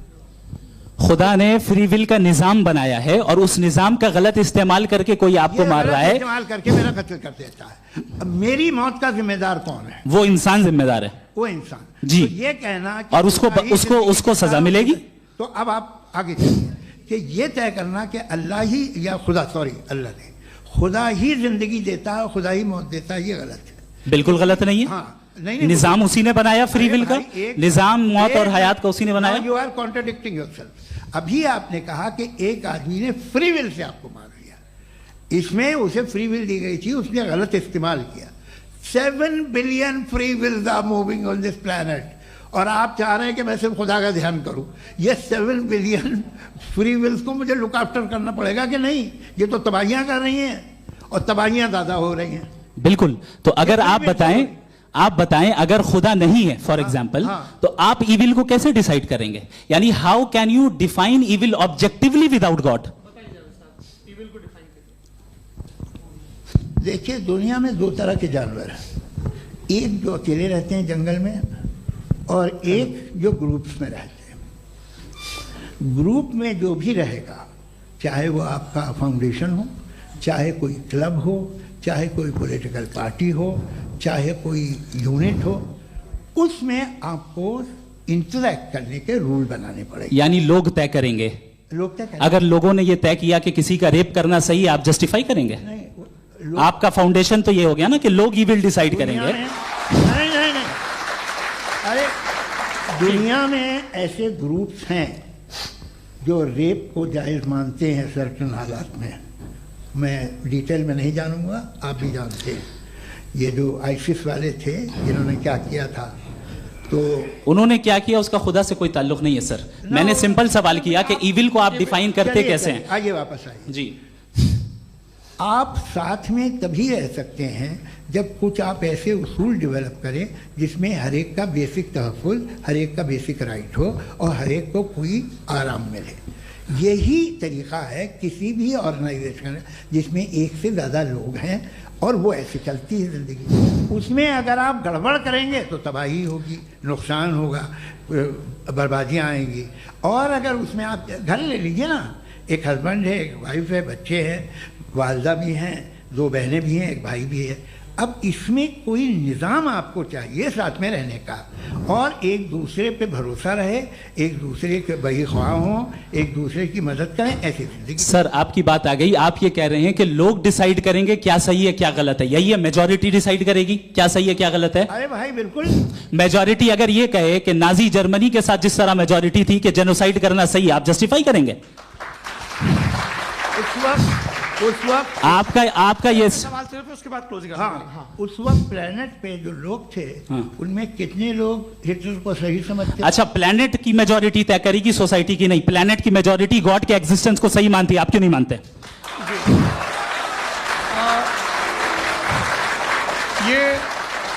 हेलो ये क्रॉस क्वेश्चन का राउंड यहाँ पर समाप्त होता है। और ये बड़ा अच्छा है कि इस तरह से फ्रेगमेंट कर दिया गया है ताकि जो मरकरी ऊपर जा रहा है नीचे जवाब दे दूं। जी। प्लेनेट की ज़्यादातर मेजॉरिटी कुछ दूसरे मजहबों के खुदा को मानती है। आप उन्हें क्यों नहीं? आप तो मेजॉरिटी की बात कर रहे हैं। अच्छा, ये क्लोजिंग आप ये कह रहे हैं इविल और गुड को डिसाइड मेजॉरिटी करेगी। मेजॉरिटी जो कर दे वो सही हो जाएगा। क्लोजिंग इसको जैसा आप ही लोगों ने तय किया है उसी फॉर्मेट को फॉलो कर लेते हैं। हाँ भाई, मैंने तो भले लोगों पे एतबार किया और तब मॉडरेशन तय किया। जी, आपके पास 5 मिनट का वक्त है, क्लोजिंग आर्ग्यूमेंट है, उसके बाद हम ऑडियंस से क्वेश्चन आंसर लेंगे जावेद साहब के क्लोजिंग आर्ग्यूमेंट के बाद। ओके, बहुत शुक्रिया जी। हमारा जो टॉपिक है डज गॉड एग्जिस्ट, मैं इस पे इतने एकेडमिक तैयारी करके आया था, मुझे था कि मैंने सोचा था कि कई सारे मैं आर्ग्यूमेंट्स दूंगा, लेकिन वक्त की भी किल्लत और जावेद साहब बार बार इधर उधर चले जा रहे थे तो उसको भी थोड़ा एंटरटेन करना पड़ गया। डज गॉड एग्जिस्ट पे मैं एक ही आर्ग्यूमेंट दे पाया, आर्ग्यूमेंट्स बहुत हैं और डेफिनेटिव आर्ग्यूमेंट्स हैं, और मेरे आर्ग्यूमेंट को किसी एक राउंड में भी इन्होंने एंटरटेन नहीं किया और रेफ्यूट नहीं किया, एक राउंड में भी नहीं, एक राउंड में भी नहीं। और ना ही अभी आपका क्लोजिंग आर्गुमेंट आएगा, नहीं, वो बता देना। Argument of contingency sir. अरे मैं आपसे कई बार कह चुका हूं कंटीजेंसी का मतलब अब मैं कैसे समझाऊं आपको आपस में? हाँ, आप और कितने आसानी से समझाऊं मैं, मुझे तो नहीं समझ में आ रहा है। आप अपनी आर्ग्यूमेंट ऑफ कंटीजेंसी उर्दू में बोल सकते हैं। हाँ, आप अपनी बात पूरी कर लें जी, आखिरी 4 मिनट। दूसरी चीज, just a minute please ma'am, can I talk? दूसरी चीज ये है कि आपने एक तो इसका जवाब नहीं दिया, दूसरा आपने गॉड के ना होने पर कोई डेफिनेटिव आर्ग्यूमेंट नहीं दिया, सिर्फ मजहब पे बात कर रहे हैं आप। मजहब तो आज हमारा टॉपिक ही नहीं था, आज तो हमारा टॉपिक हो, आप मजहब से ले लेकर आईएस तक चले गए। भाई हमारा क्या ताल्लुक है उससे? We condemn them. और उसका गॉड से क्या ताल्लुक है? अगर कोई गलत काम कर रहा है, किसी ने किसी को कत्ल किया, किसी ने किसी का रेप किया, उसको सजा मिलनी चाहिए। और आपके पास कोई भी rational strong foundation of morality नहीं है।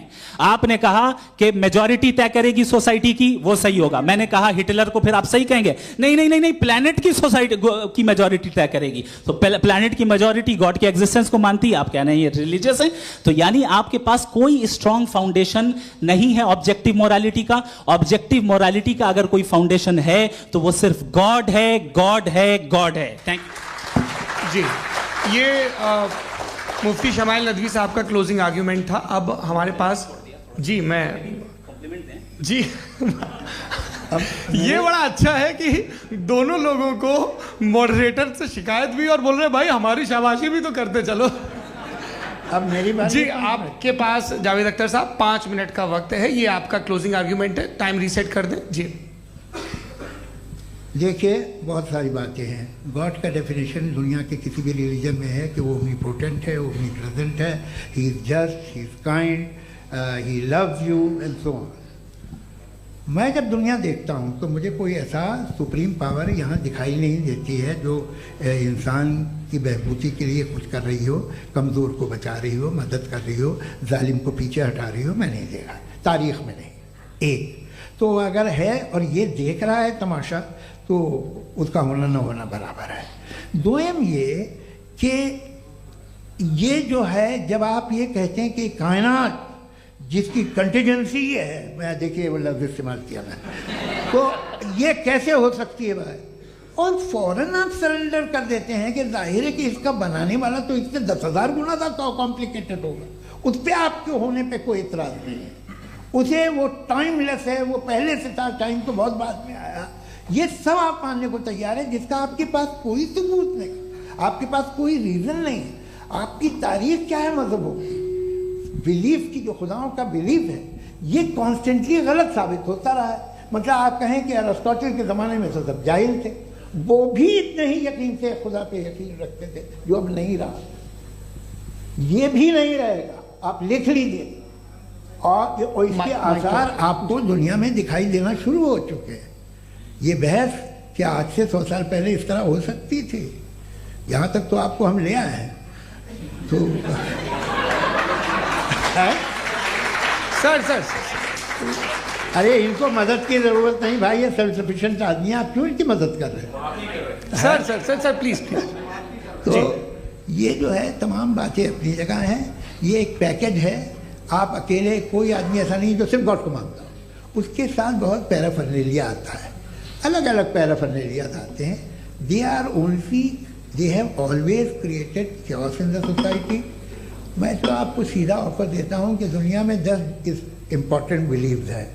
आप एक मानते हैं, 9 नहीं मानते, 9 में आप एथियस्ट हैं, 9 को आप बिल्कुल रीजनेबली मेरी तरह देखते हैं। तो 90 मजहबी आदमी भी 90% एथियस्ट है, वो दूसरे खुदा नहीं मानता, एक खुदा मानता है अपना वाला, बाकियों को कहता है गलत है। अगर आप मानना ही बंद कर दे तो आपका 10% चांस है कि आप सही हैं और 90% चांस है कि आप गलत हैं। मेरा मशवरा है, आप मानना छोड़ दिए तो 50% चांस होगा कि आप सही हैं और 50% चांस होगा, 40% आप गेन करेंगे बाय बिकमिंग एन एथियस्ट।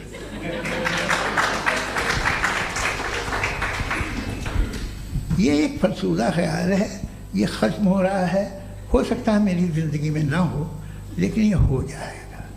जो बातें ये इनको आप मेटाफिज़िकल ये वो ऐसे रिस्पेक्टेबल टर्म दे दिए, ये तो उन लोग के हैं जिन्हें ना फिज़िक्स मालूम थी ना मेटा मालूम था, ये उन्होंने आपको दिए हैं। जी बहुत शुक्रिया आप दोनों लोगों का। और अब इस बातचीत का आखिरी राउंड शुरू होगा, डज गॉड एग्जिस्ट की ये बहस मुफ्ती शमाइल नदवी और जावेद अख्तर साहब के बीच। आप लोग अपने अपने हाथ ऊपर करेंगे, मैं यहाँ से तय करूँगा। और माइक हमारे पास है क्या? एक ही माइक है ऑडियंस के लिए? 2 माइक है, एक इस तरफ एक इस तरफ, ठीक है। तो जी सबसे पहले हमारी सहयोगी हैं मारिया शकील जी, पूछे सवाल।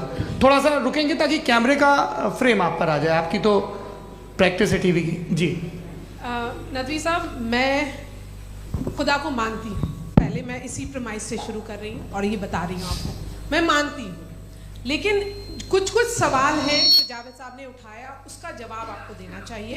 पहला सवाल ये कि गज़ा में सालों से छोटे बच्चे मर रहे हैं, वो उनको अगर खुदा मर्सीफुल है, हम मानते हैं कि अल्लाह ताला में बहुत ताकत है, तो वो बच्चे क्यों मर रहे हैं? दूसरी बात ये कि अगर कंटिजेंसी की जो आप बात करते हैं, पूरे मुस्लिम ममालिक मिल करके भी उन गज़ा के बच्चों को क्यों नहीं बचा पा रहे हैं? क्योंकि अगर वो चाहते, क्योंकि अल्लाह ताला उन पर हुकूमत करते हैं, सब पर हुकूमत करते हैं, तो वो उनको क्यों नहीं बचा? जी थैंक यू वेरी मच। बहुत अच्छा किया आपने इस चीज़ को जिक्र कर दिया, मैं इसको और अच्छे से एक्सप्लेन करने की कोशिश करता हूँ।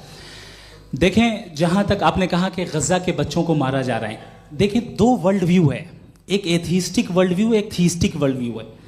बच्चे मर रहे हैं दोनों वर्ल्ड व्यू में, लेकिन हमारा वर्ल्ड व्यू कह रहा है कि रिकॉम्पेंस है, ये कह रहे हैं कि उनका मरना बेकार जाने वाला है, कोई उसका रिकॉम्पेंस नहीं है, चूंकि इनके यहाँ आखिरत और अल्लाह का कोई तसव्वुर या गॉड का कोई तसव्वुर नहीं है। आपने ये सवाल किया कि गॉड मर्सीफुल है, क्यों नहीं रोकता? ये मैंने बताया कि ये मिसकंसेप्शन है लोगों के दरमियान कि गॉड को सिर्फ मर्सीफुल और ओमनीपोटेंट समझते हैं। गॉड के सिर्फ यही 2 एट्रीब्यूट्स नहीं हैं, गॉड के कई सारे एट्रीब्यूट्स हैं, उनमें से अल हकीम भी है, उनमें से ऑल वाइज भी है, ऑल नोइंग भी है। लिहाजा अगर इस दुनिया में किसी को तकलीफ आ रही है और गॉड उसको नहीं रोक रहा है, वो इसलिए नहीं रोक रहा है चूंकि इंसानों को फ्री विल दिया गया है। ठीक इसी तरीके से अगर एक डॉक्टर किसी छोटे बच्चे को इंजेक्शन लगा रहा है, उसे तकलीफ पहुंच रही है, उसके लिमिटेड पर्सपेक्टिव के एतबार से यह गलत हो रहा है और डॉक्टर बुरा है। लेकिन जब आप ब्रॉडर पिक्चर को देखेंगी, आपके और हमारे पास सिर्फ एक पिक्सल है, हमें इतना नजर आ रहा है कि गज़ा में कत्ल हो रहा है, लेकिन इसके पीछे कितना रिकॉम्पेंस उनको मिलने वाला है, पूरा पिक्चर गॉड के पास है। तो एक पिक्सल से आप पूरे पिक्चर को कभी भी जज नहीं कर सकती। आप इसमें कुछ जोड़ना चाहेंगे? आपको कुछ बोलना है इसमें?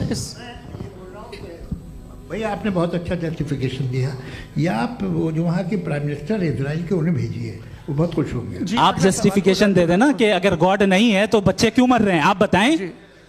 वो ये सवाल पूछ रहे हैं कि अगर आप ईश्वर का अस्तित्व नहीं मानते हैं तो उन बच्चों की मौत को आप कैसे इंटरप्रेट करते हैं? भाई ये दुनिया जो है, जो ताकतवर लोग होते हैं वो एक नाइंसाफ़ी करते हैं। तो ये अच्छा काम है आपके नजदीक, तो नेचर नाइंसाफ़ी पे मबनी है। अरे मेरे भाई, आप नेचर की कहाँ बात कर रहे हैं, तो इंसान की बात। तो फिर जब मैं इंसान की बात कर रहा था, आप नेचर की बात करने लग गए। क्रॉस एग्जामिनेशन नहीं। हाँ, अब आप मुझे बोलने नहीं देंगे तो अलग बात है, आप बोलिए, मैं मुझे कोई जल्दी नहीं। जी नहीं, ये क्रॉस एग्जामिनेशन बोल तो लेने दीजिए। जी बोलिए। क्या बात ये है कि ह्यूमन सोसाइटी तभी साथ में रह सकती है जब वो मोहब्बत से, एकता से, एक दूसरे के एहतराम करके रहे। इसके अलावा पॉसिबल नहीं है, अकेले तो इंसान रह नहीं सकता। वहाँ पर कुछ लोग हैं जो फाउल करते हैं, वो फाउल हमेशा से तारीख में होता आया है। आज ये हो रहा है, जो हो रहा है बहुत बुरा हो रहा है, बहुत जालिमाना है, बहुत जाबराना है। उसको आप कहें कि ये बच्चों को कॉम्पनसेशन मिल जाएगा या इसकी इंजेक्शन है, इंजेक्शन तो हेल्थ के लिए दिया जाता है। आप ये कह रहे हैं कि ये बच्चों की जो धज्जियां उड़ रही हैं ये इंजेक्शन है, ये टेस्ट है, ये टेस्ट है, और उस टेस्ट में उनको ऐसा रिकॉम्पेंस मिलेगा जो आपके तसव्वुर के बाहर है। ये आप 3 बरस के बच्चे को बारूद से उड़ा के टेस्ट ले रहे हैं। वाह, वो नहीं ले रहा है, खुदा नहीं उड़ा रहा है, इजराइल उड़ा रहा है। जी, ये तो उसको कंडेम अगला सवाल लेते हैं प्रोफेसर पुरुषोत्तम अग्रवाल। मुफ्ती साहब, एक निवेदन आपसे है कि कम से कम थोड़ा सा माइक क्लोज एक रिलीजियस और फिलोसफिकल कर मैम प्लीज। एक रिलीजियस और फिलोसफिकल ट्रेडिशन है जो ब्रह्मांड को यानी यूनिवर्स को ही अंतिम मानती है। सर्वम खलु इदम ब्रह्मम, this is Chandogya Upanishad, and it completely rules out the existence और नेसेसिटी, आपके शब्दों में necessity of a creator. The creation itself is the creator. तो एक मिनट प्लीज। दूसरा जो सवाल आपने अभी जो आप बार बार कह रहे हैं कि भगवान विद्वान भी है, वाइज, सब जानने वाला, तो अगर विजडम में दुनिया भर के पापों और अत्याचारों को बर्दाश्त करना शामिल है, तो फिर इसका मतलब ये हुआ कि अगर मैं फ्री विल से उसको अपोज करता हूं तो ईश्वर की विजडम और मेरी फ्री विल में कॉन्ट्राडिक्शन है। Because when I am opposing whatever is happening in Gaza, then I am opposing the God's will और गॉड्स विजडम। जवाब लेते हैं तो गॉड की विजडम, एक मिनट सौरभ प्लीज सर, ये एक जुमला। गॉड की विजडम है कि गाजा में जो कुछ हो रहा है वो हो रहा है, मैं उसका अपोज कर रहा हूं, तो मैं गॉड की विजडम के खिलाफ जा रहा हूं। एक सवाल। दूसरा ये नहीं आपने दो ऑलरेडी। सर आप और सवाल कर लें, लेकिन मुझे दो जवाब दे। पहले आपने ये कहा, सुनिए मेरी बात सुनिए। इजराइल के गॉड के मुताबिक तुम्हारा ठीक हो रहा है ना? नहीं हो रहा है, ठीक नहीं हो रहा है। मैं बता रहा हूँ क्या हो रहा है, आप तशरीफ रखिए, मैं बता रहा हूँ क्या हो रहा है। Let me complete please. एक सेकंड गाइस, एक सेकंड। ये देखिए, ऐसा है कि ये सब बड़ा आपस में विचार विमर्श के बाद ये तय हुआ था कि कुछ नियम बना लिए जाएं ताकि एक टाइम बाउंड बातचीत चले। और भाई साहब, आप बड़ा जरूरी काम कर रहे हैं, लेकिन कैमरे के फ्रेम में आके उस काम को गड़बड़ कर दे रहे हैं। ठीक है गुरु, अब मेरे को कहीं का गुस्सा कहीं निकालना था, सॉरी। नहीं, कोई गुस्सा नहीं है जी। तो प्रोफेसर ने सवाल पूछे, आप उनके जवाब दें, और थोड़ा ये सब लोग थोड़ा ख्याल रखें भाई, सवाल संक्षिप्त रखें जी। आपने दो सवाल किया। सबसे पहला ये कहा कि हमारे पास ये कॉन्सेप्ट है कि ये यूनिवर्स खुद नेसेसरी बीइंग है, creation itself is the creator. How irrational is this कि मैं एग्जिस्ट करूंगा बाद में, लेकिन अभी एग्जिस्ट कर भी रहा हूं, यानी एक ही टाइम में एग्जिस्ट भी कर रहे हैं, नहीं भी कर रहे हैं। This is not true.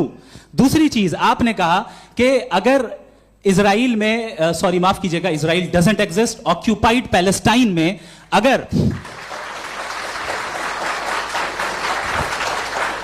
अगर ऑक्यूपाइड पैलेस्टाइन में बच्चों को मारा जा रहा है फ्री विल की वजह से और गॉड नहीं रोक रहा, ये कॉन्ट्रडिक्शन है। ये बताइए कि एक एग्जाम में एक बच्चा गलत आंसर लिख रहा है, सुनिए, एग्जामिनर चाहे तो रोक सकता है, क्यों नहीं रोक रहा है?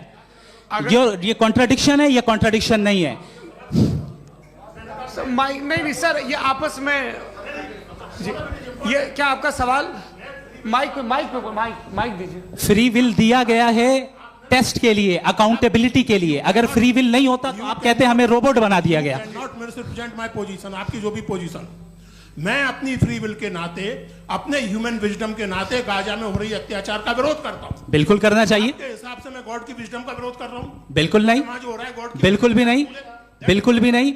उसका वहां पर गाजा में कत्ल होना ये इंसानों के गलत इस्तेमाल का नतीजा है, फ्री विल के इस्तेमाल का नतीजा है। गॉड इसका हुक्म नहीं देता, उससे रोकता है। यही तो मसला है ना, आपके लिए कॉन्सेप्ट क्लियर नहीं भाई, आपने तो बताया था इंजेक्शन लगाने से बच्चे को तकलीफ होती है, ये इंजेक्शन लगा। सर आप ऐसे रेटोरिक स्टेटमेंट दे तब तो कोई मसला नहीं समझते रहेंगे। This is a rhetoric statement, this is not a logical argument sir. I am sorry, I am sorry. आखिरी 30 मिनट बड़े मुश्किल होने वाले हैं जी। मुफ्ती साहब आगे बैठे हैं, इनको माइक दीजिए। हाँ, तरुण माइक आप अपने पास रखिए, आपको कैमरे का फ्रेम पता है जी। सबसे पहले दोनों को मुबारकबाद। एक सर अपना आप नाम बता दें। आप अमेरिका में शिकागो में रहते हैं, इतना मुझे याद है। बताया आपको, यासिर नदीम अलवाजदी मेरा नाम है। जावेद सर, आपसे क्वेश्चन है इन्फिनिट रिग्रेस के ताल्लुक से। एक हाइपोथेटिकल सिनेरियो है, मसलन अगर आप सर माइक थोड़ा सा प्लीज क्लोज रखिए। ओके जी।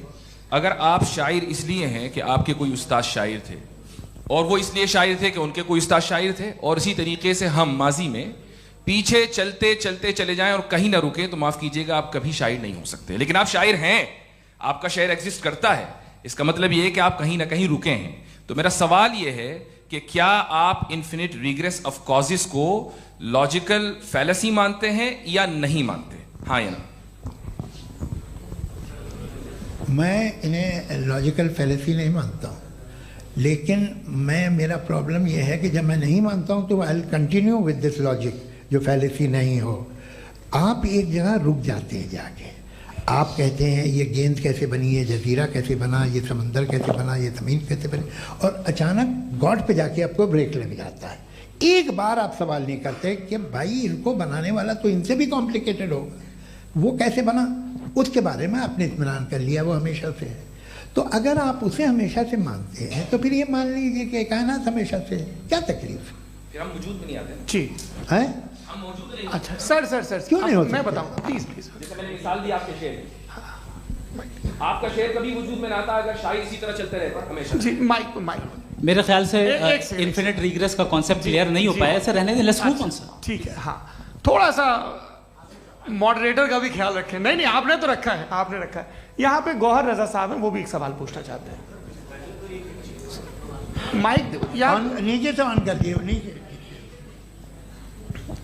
पहले तो ये कह दूं कि मैं उन बच्चों से शर्मिंदा हूं जिनको गजा में कत्ल किया गया,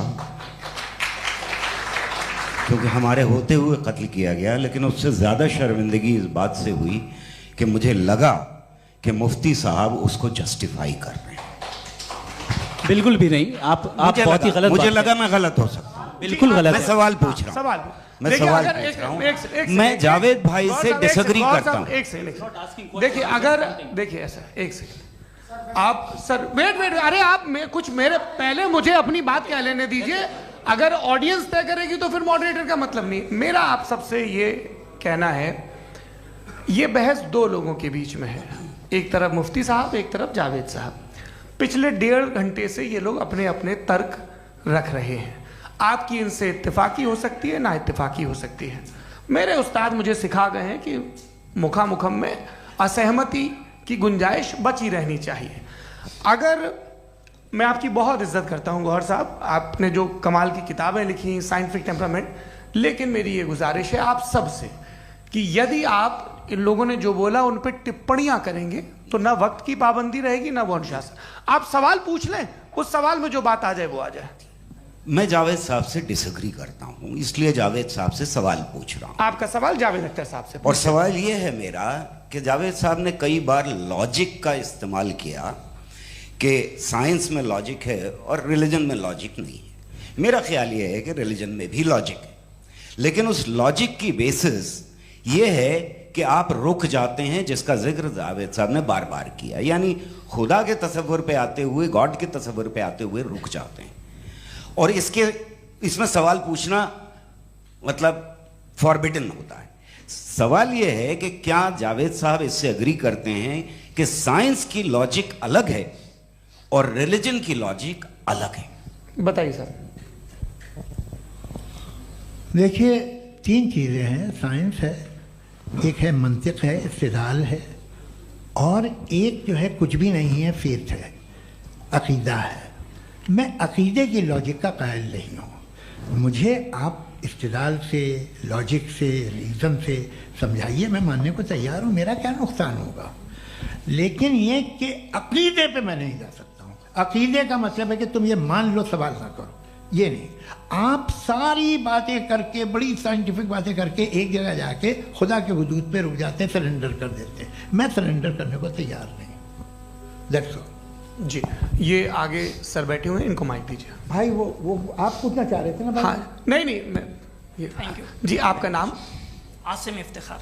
आसिम जी, पूछिए। सर जावेद सर से सवाल है कि आपने अपने माइक थोड़ा करीब है। अपने क्लोजिंग स्टेटमेंट में ये बात कही थी कि मज़हब का जो फ्यूचर है वो ज़्यादा दिन नहीं जाने वाला है, लेकिन मैं देख पा रहा हूँ कि जो ऑक्सफोर्ड यूनिवर्सिटी की एक स्टडी है 2011 में हुई है, जिसके 50 एकेडमिशियंस ने इसको अंजाम दिया था, उसमें वो ये कहते हैं कि जो फेथ इन गॉड है वो इनबिल्ट है ह्यूमन नेचर के अंदर, जिसको हम कहते हैं फितरत के अंदर शामिल है वो। और वो ये कहते हैं कि अगर कोई ये समझता है कि मज़हब को वो ख़त्म कर देगा तो ये उसकी गलत फहमी है। तो आप इसके बारे में, इस स्टडीज़ के बारे में क्या कहते हैं? ठीक है, मैं उनसे एग्री नहीं करता हूँ। वो कौन से प्रोफेसर होंगे? ऐसा उनके पास डेटा है, इन्होंने डेटा के बेस होगा। डेटा क्या हो सकता है? फ्यूचर का डेटा तो नहीं हो सकता ना उनके पास, प्रेजेंट का डेटा हो सकता है। डेटा आपने सुना 100 साल पहले का बाद का डेटा? मैंने तो नहीं सुना आज तक। तो आज उनकी ये राय है और हो भी राय, ठीक है, दुनिया में तरह तरह की राय है लोग, लेकिन मैं समझता हूँ कि वक्त के साथ इंसान ज़्यादा से ज़्यादा रीजनेबल और लॉजिकल होता जा रहा है। आज आप देखिए वेस्टर्न यूरोप में क्या परसेंटेज है नॉन बिलीवर्स की, बहुत हाई, वहाँ चर्च खाली पड़े होते हैं। तो अल्टीमेटली तो इंसान कोई ऐसी बात बहुत अरसे तक नहीं मान सकेगा, चाहे गलत या सही, जो उसे उसके दिमाग को, उसके जहन को, उसकी लॉजिक को अपील न करे। वो कह रहे हैं तो ऑक्सफोर्ड के होंगे तो कैम्ब्रिज के होंगे, तो मुझे क्या लेना देना, उनका डेटा मुस्तकबिल का नहीं हो सकता है। जी दीपक, हाँ पूछिए। मैं आऊँगा, अभी पीछे की साइड भी आऊँगा, माइक वहीं भेजूंगा 2-3 साल के लिए। जी जावेद साहब, आपसे सवाल है। नमस्ते। अरे भाई सर, अगर आप ही लोग तय करना है तो फिर 200 लोग तय कर लें। ये सब नहीं sir, please don't do this sir. Sir everybody has a right sir, but we can only take selected questions. No sir, ये यंग लोग भी हैं तो इनकी ये अब उतने यंग, भाई आप यंग हैं कि नहीं है? वो कह रहे हैं वो भी यंग हैं साहब, आप उनकी नौजवानी पर दावा उनको ही करने थे। हाँ मुफ्ती साहब आप यंग, हाँ पूछे।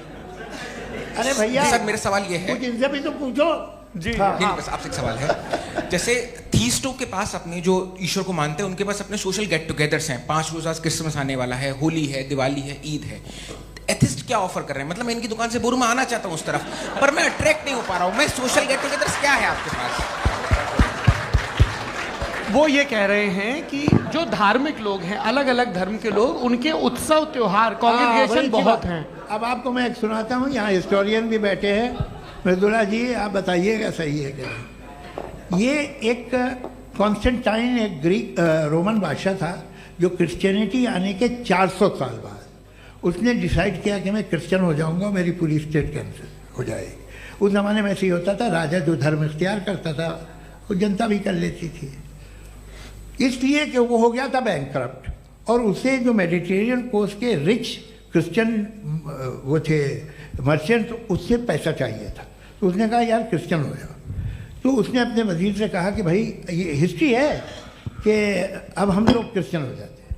कहले सर हो जाएंगे, कोई प्रॉब्लम नहीं है, लेकिन एक प्रॉब्लम ये है कि 17 दिसंबर से 25 दिसंबर तक जो पेगन फेस्टिवल होता, जो पेगन जो फेस्टिवल होता है वो बंद हो जाएगा, इसलिए कि हम क्रिश्चियन हो गए तो होगा नहीं। तो वो बच्चों को बहुत बुरा लगेगा, पब्लिक को बहुत इंजॉय करते हैं, खासतौर से 25 को मेन डे। उसने कहा हाँ ये तो सही कह रहे हो, ये जीसस क्राइस्ट की पैदाइश कब थी? कहले साहब वो अप्रैल में थी। नहीं कट करो, वो 25 दिसंबर को है। यह हकीकत है जी। और 400 साल बाद क्रिश्चियनिटी के अप्रैल से दिसंबर ले आए, और इसलिए कि यहाँ पेगन फेस्टिवल होता था। अब मनाते हैं आप आराम से। ये जो सारे फेस्टिवल हैं ये रिलीजन से, हर एक को एक इंटरटेनमेंट डिपार्टमेंट चाहिए होता है अपनी कंपनी चलाने के लिए। तो ये रिलीजन ने, ये सेकुलर त्योहार थे जिन्हें रिलीजन्स ने ले लिया है। ये मौसम के थे, फसलों के थे, किसानों के थे, उसको आपने लेके रिलीजियस रंग दे दिया।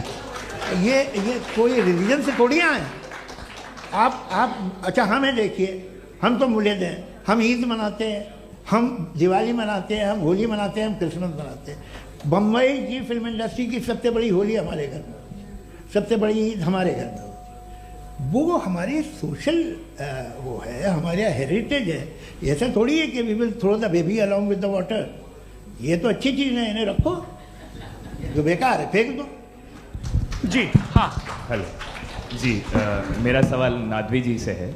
जैसा कि आपने बोला कि गॉड टाइम के भी परे हैं, और गॉड इतनी कॉम्प्लेक्स चीज़ है कि उसे ह्यूमन माइंड समझ नहीं सकता, और गॉड ने अर्थ पे फ्री विल भी दे दी है। तो आप अपना वक्त ज़ाया क्यों कर रहे हैं गॉड के बारे में बात करके? अपन को तो बात करनी चाहिए कि सोसाइटी को बेहतर कैसे करें। जी, मैं गॉड वही बताता है सोसाइटी को कैसे बेहतर करें। अभी मैं आपका जवाब देता हूँ। आपने कहा कि टाइम पे वो एग्जिस्ट नहीं करता, सो नहीं, मेरा सवाल ये है कि जैसा आपने बोला कि गॉड बहुत ही कॉम्प्लेक्स चीज है। मैंने कहा ही नहीं कि कॉम्प्लेक्स है, तो आपके अल्फाज हैं। कॉम्प्लेक्स का लफ्ज गॉड के लिए सुइटेबल नहीं है। क्यों? क्योंकि कॉम्प्लेक्स वो चीजें होती हैं जो ऑब्जेक्ट हो। God is not an object जिसको आप इंस्ट्रूमेंट के जरिए लेबोरेटरी में जाके टेस्ट करें, oh it's very complex. No, वो कोई कार का इंजन नहीं है। वो फिलोसॉफिकली नेसेसरी बीइंग ऐसी बीइंग है जो सिंपल बीइंग है। हाँ, आप उसको मुकम्मल तौर पे उसकी तमाम हिकमतों को जान ले और हर चीज को जान ले, ये पॉसिबल नहीं है, क्योंकि वो ऑल वाइज है, आप ऑल वाइज नहीं है, और वो खुदा है, वो आपको सारी चीजें बता दे, ये जरूरी नहीं। मेरा सवाल ये नहीं था, मेरा सवाल ये था कि जब गॉड इतना परे है इस दुनिया से कि उसने अर्थ पे फ्री विल भी दी है, हम सब ह्यूमंस की फ्री विल है, और जो सोसाइटी में हो रहा है वो अपन लोग डिसाइड करेंगे, तो अपन लोग डिसाइड नहीं करेंगे ना, अपन लोग डिसाइड नहीं करेंगे। गॉड जो है, गॉड ने वो उसकी जात, उसकी एग्जिस्टेंस टाइम एंड स्पेस से परे है, लेकिन वो हमारा टेस्ट ले रहा है और उसी गॉड ने हमें बताया कि तुम्हें क्या करना है क्या नहीं करना है, तो जाहिर है उस गॉड की बात सुनेंगे ना हम। जी, वो पीछे एक चश्मा लगाए जो मैम खड़ी हैं, उनको दीजिए। हाँ, आप जी जी बिल्कुल आएंगे। देखिए मैं कोशिश कर रहा हूँ सब तरफ जाने की। हाँ, उनको दीजिए माइक। जी,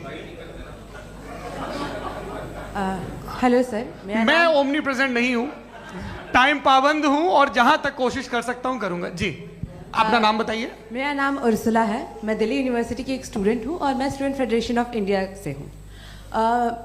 मेरा सवाल मुफ्ती जी से है कि इस हॉल के इस कमरे में बैठ के हम लोग रेप की मोरालिटी के बारे में फिलोसफिकली बात तो कर सकते हैं, बट असलियत ये है कि रोजमर्रा की ज़िंदगी में औरतें रेप के थ्रू गुजरती हैं, और हम लोग सिर्फ नंबर्स पे इस तरह नहीं देख सकते, क्योंकि कितनी औरतें हैं इन कंट्रीज़ में जहाँ पे आप बता रहे हैं कि केसेस कम हैं, जिनका एक्सेस है कि वो जाके केस फाइल कर सकें। कितनी औरतें हैं जो जिनको काम करने की आज़ादी है उन कंट्रीज़ में। यूरोप में ये आज़ादी आ गई, यूरोप में ये रूल्स आ गए, तो हम आज उसके बारे में बात कर पा रहे हैं। जी, जवाब।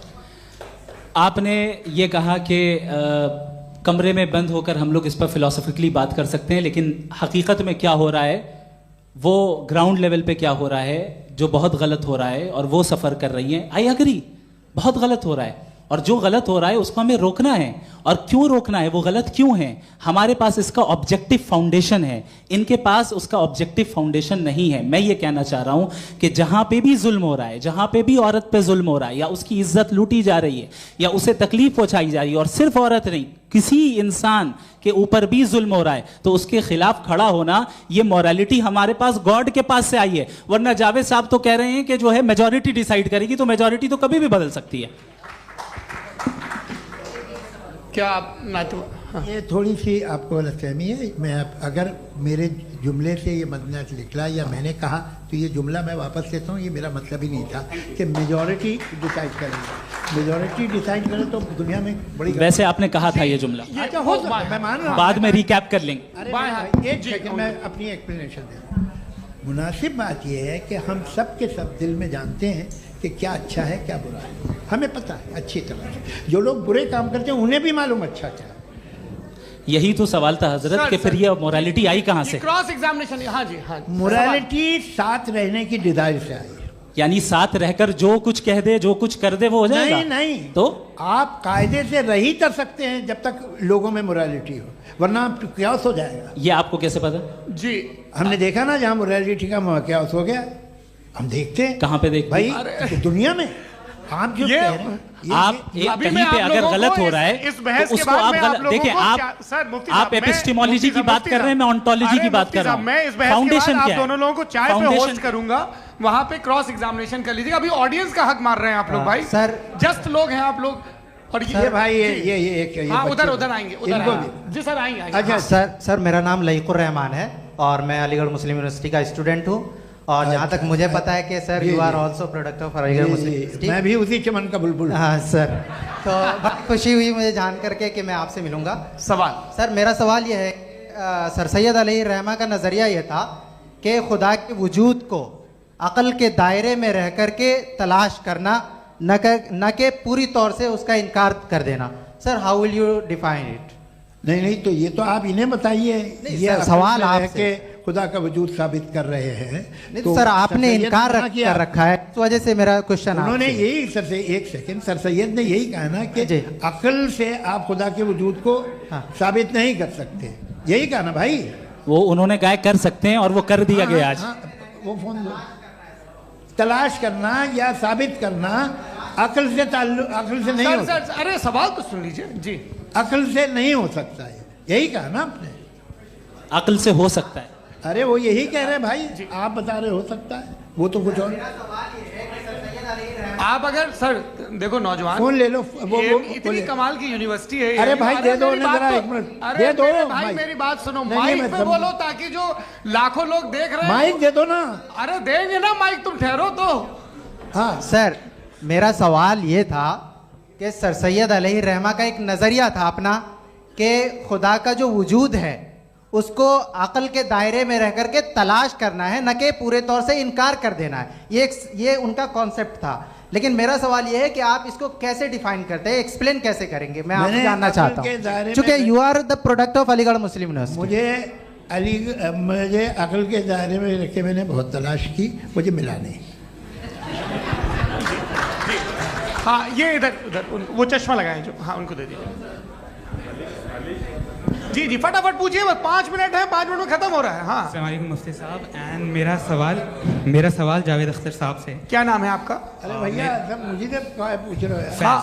फैज पूछिए फैज साहब। तो मेरा सवाल ये है कि अभी जो एथियस्ट है वो problem of evil argument use कर रहे हैं अगेंस्ट मुस्लिम्स, राइट? कि इस दुनिया में इतना सारा इविल है और अगेंस्ट मुस्लिम तो यहाँ अगेंस्ट थियस्ट। हाँ थोड़ा सा करेक्ट कर लीजिए भाई, पूरी मशक्कत ही इसी बात की थी कि किसी एक मजहब पे बात न टिके।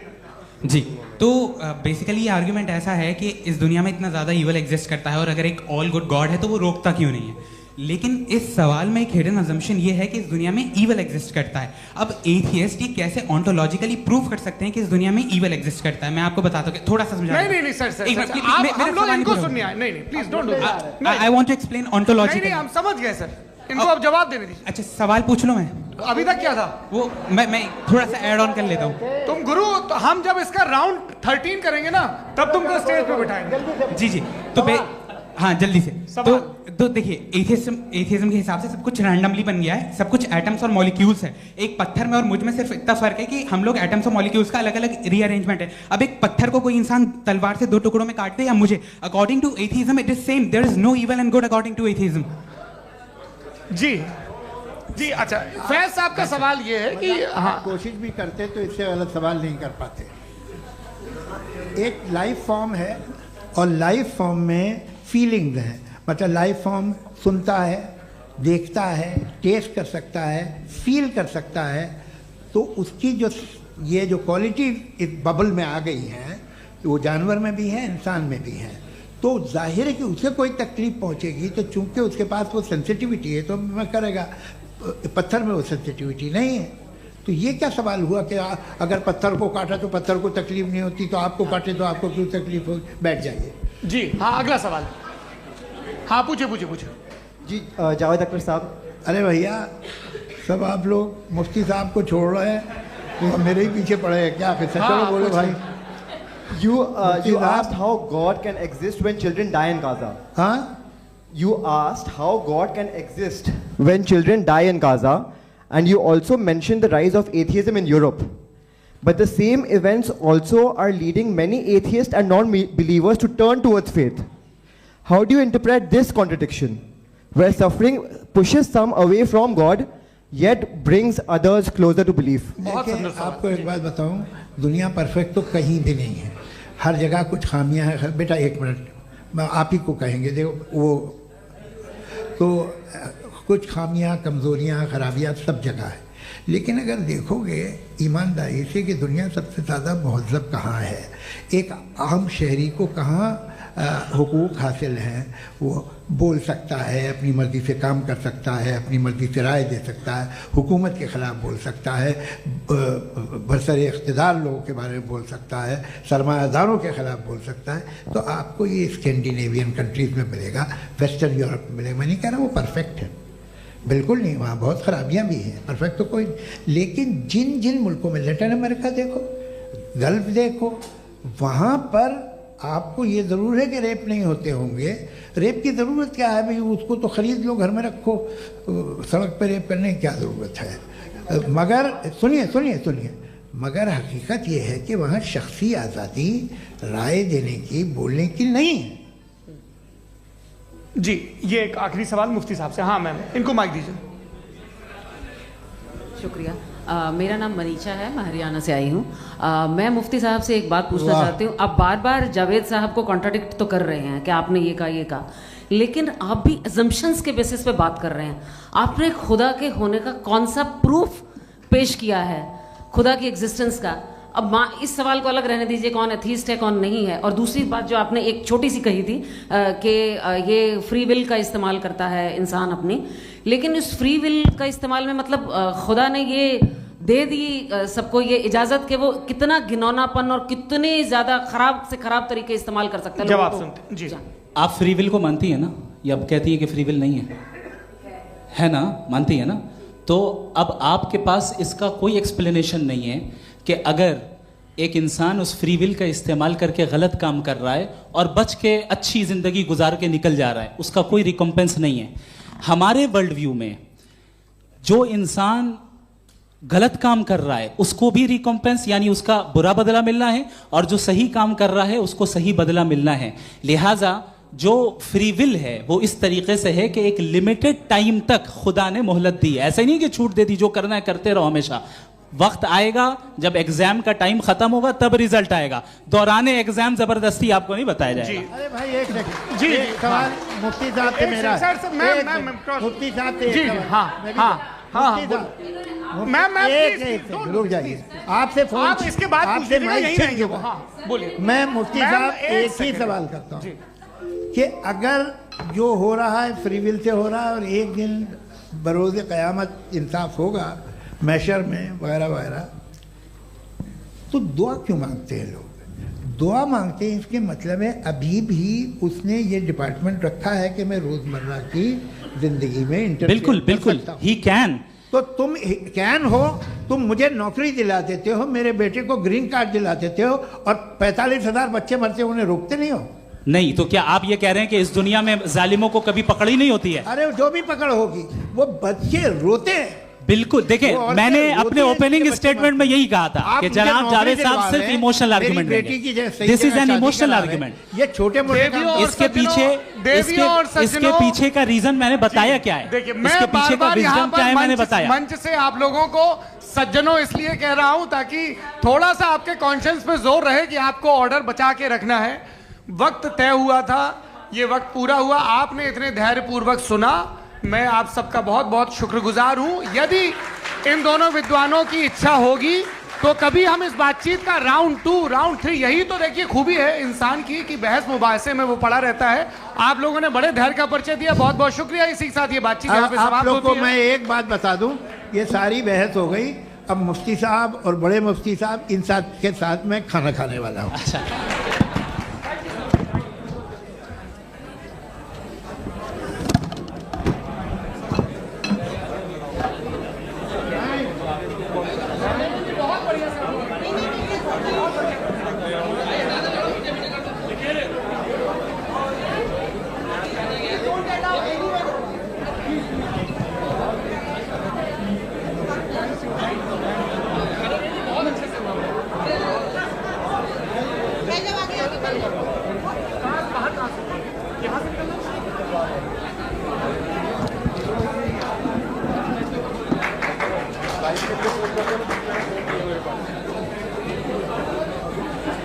आप